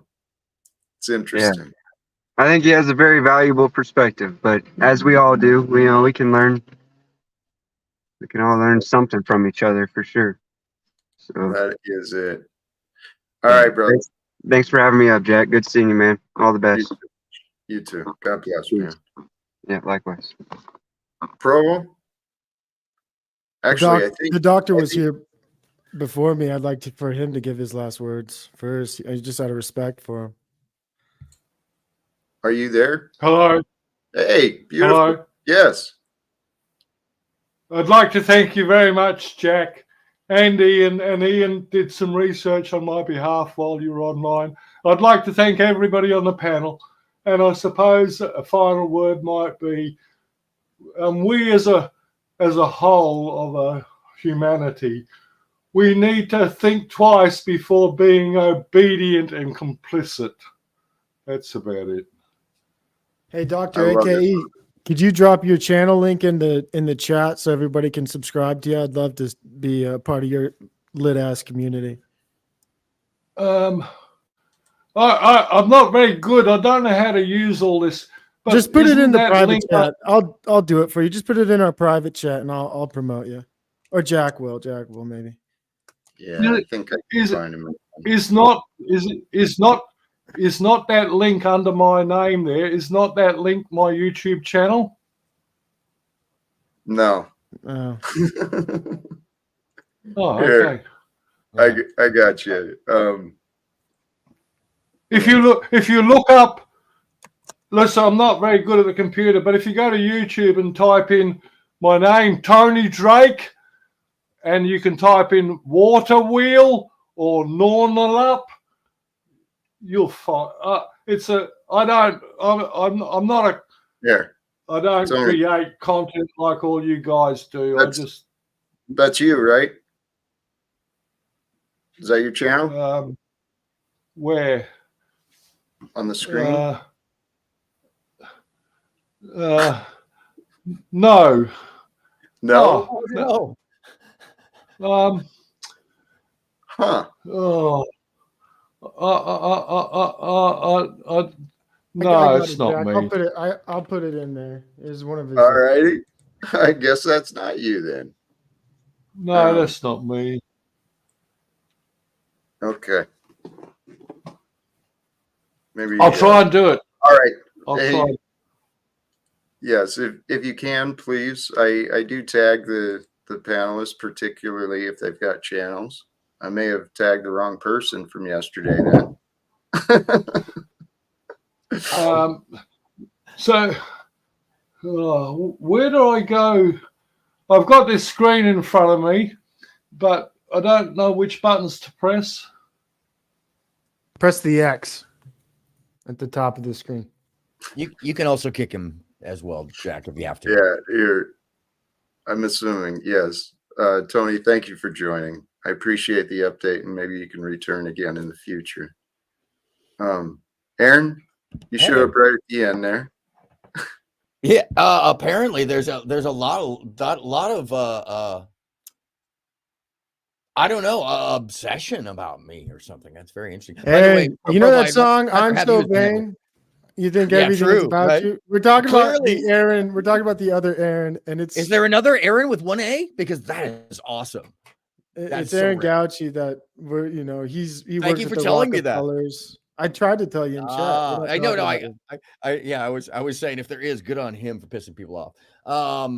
You know, and by the way, you know, good on you. And if you aren't watching Provo's World, please do. His shows are amazing. I had a question, and actually, you're the two men that could actually handle this question. And I'm sorry to hang on your show, man. No, please. The differences between the subjective truths and the objective facts. I hear a lot of conversation about truth that is subjective, morally or presentationally, or like we heard somebody who was, you know, solipsistically presenting truth, in my opinion. You know, you might not agree, but it sounds like somebody puts themselves above others when they present their truth in some cases, instead of giving it fallibility as a possibility. And then there's fact, provable, repeatable. We can't use a cell phone, drive a car without certain facts. We can't breathe without certain facts. And where in this line does the fact come into play in our findings of truth? And what are the differences? Because that's one of the messages that I didn't hear, and your panel got devolved, even though it was heading towards there. The question is about between truth and facts. Yeah, the differences between the subjective truth and the objective fact, and where do they meet, and how do you use that? It's all in the mind. that's kind of the key to communication. We've all got these subjective truths, yet I think our breakdown in communication comes in when we don't make sure we're discussing the same objective facts. So we get people wanting to pick and choose the facts that create their narrative. I don't know. We'll get into that some more, I'm sure. Absolutely. I just wanted to put it out there because there was a lot of truth being used, and truth is not truth to everybody. And in fact, for some, truth can be a complete lie to others based off of what they perceive, how they believe, or what they grew up in. And so I wanted to mention that because I did notice certain people that, by the way, Jack, that are really into you were very turned off by some of the quote unquote personal truths that people were sharing today. And that's going to happen in strong beliefs. So, but I'd like to actually also hear Provo's thought on this, because Provo has spoken on this quite a lot. And I love his take. Well, I don't even, what is an objective fact? Like, what is it? How many years ago standing 6 feet apart was an objective fact that kept you safe? Yeah. Well, so yes and no. And then wearing a mask, even 2 masks, was an objective fact of like extending the quality, maybe length of your life and not getting sick. But at the end of the day, like those facts became non-facts. And, so what is an objective fact today might not be one tomorrow. And I just have a hard time. Wonderful. Maybe you have to agree with the fact is first, I think. And then then you have to understand you could be wrong tomorrow. I don't know.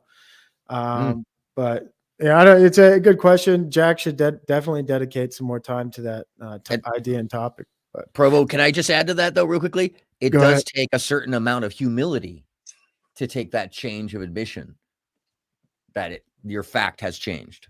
Yeah. You were wrong in the beginning. And it does take a bit. You're right about that, Aaron. Don't disagree.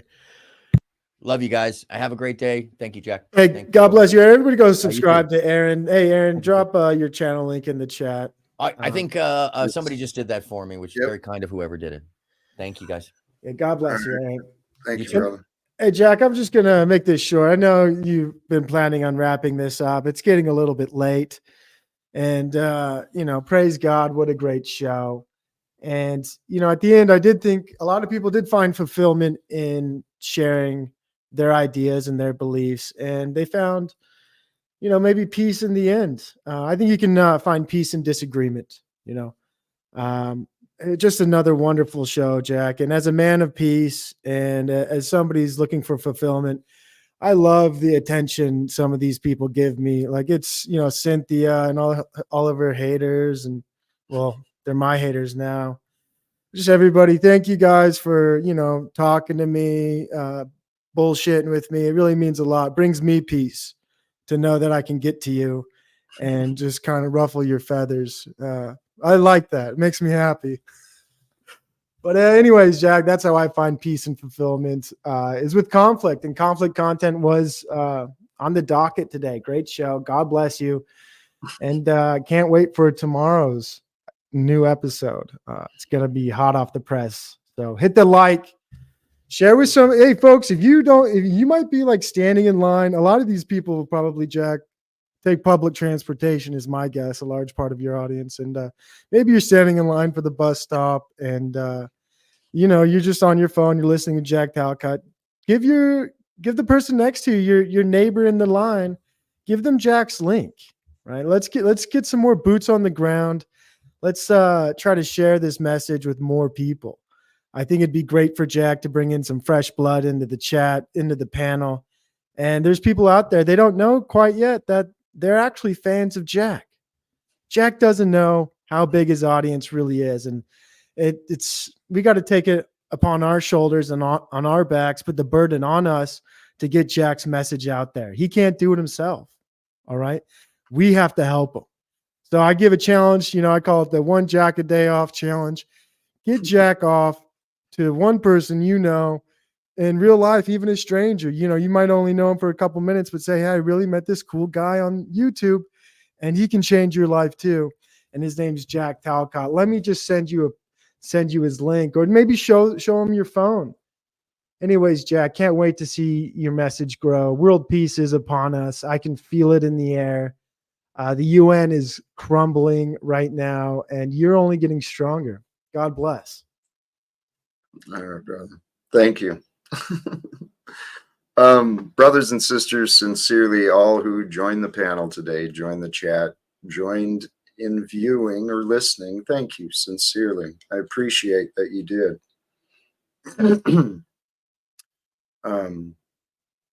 There was a couple of thoughts I had. I wanted to get to the closing. Everyone took off. Most people have taken off already, it seems. But anyway, for those who are still here, finding fulfillment, sharing peace, those were the topics of the day.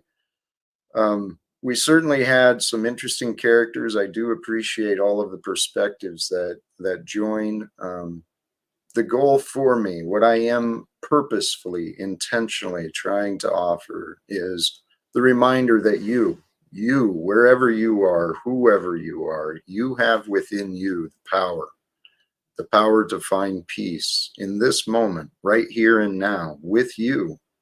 And then when you find that peace in the moment, in the here and now with you, remember, you can share that shit, right? You can share peace. Peace is shared through goodwill, through good intentions, through love, kindness, generosity. And as we grow in ourselves with our peace that's within, moving forward with the goal to serve in the world in greater ways, to become more than we had been in the past, as we move forward in time as ourselves with peace in our heart, the growth, the fulfillment, the kindness, the generosity, the peace that we share with the world, it is fulfilling. It really is. There's a peace that comes from within that just, the monetary and the accolades and the whatever else the world has, it's just like, I'd rather have my peace within me. Nothing is more important than the peace within me. And here there was a note I made, and I can't remember if it was from this conversation or another, but regarding the ways of the world today. Today, the ways of the world are an informed minority. An informed minority has taken control of the uninformed and the misinformed masses. Okay, so each of us can help each other overcome our misinformation, our lack of information, and we can grow together so that we become the informed. Starting as a minority, we become the informed who bring the power to the world, and we're going to overcome that which was. I believe that's why we're here. Anyway, is there any preference, you know what I'm going to just do, because he was here. I should have done this earlier too. Bear with me. I'm going to set this up so I'm going to go ahead and send folks over to Mr. Flow Unslaved, I think. For those who wish, you can go continue on the panel streams with him at the conclusion of this. Anyway, I think I've said what I wanted. Sincerely, thank you to all who have joined.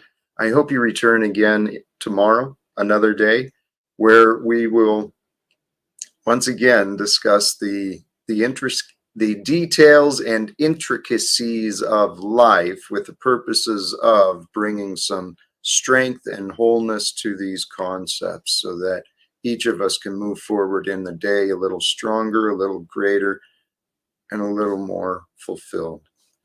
Brothers and sisters, thank you again, sincerely. Choose love, peace for everyone, and live without fear.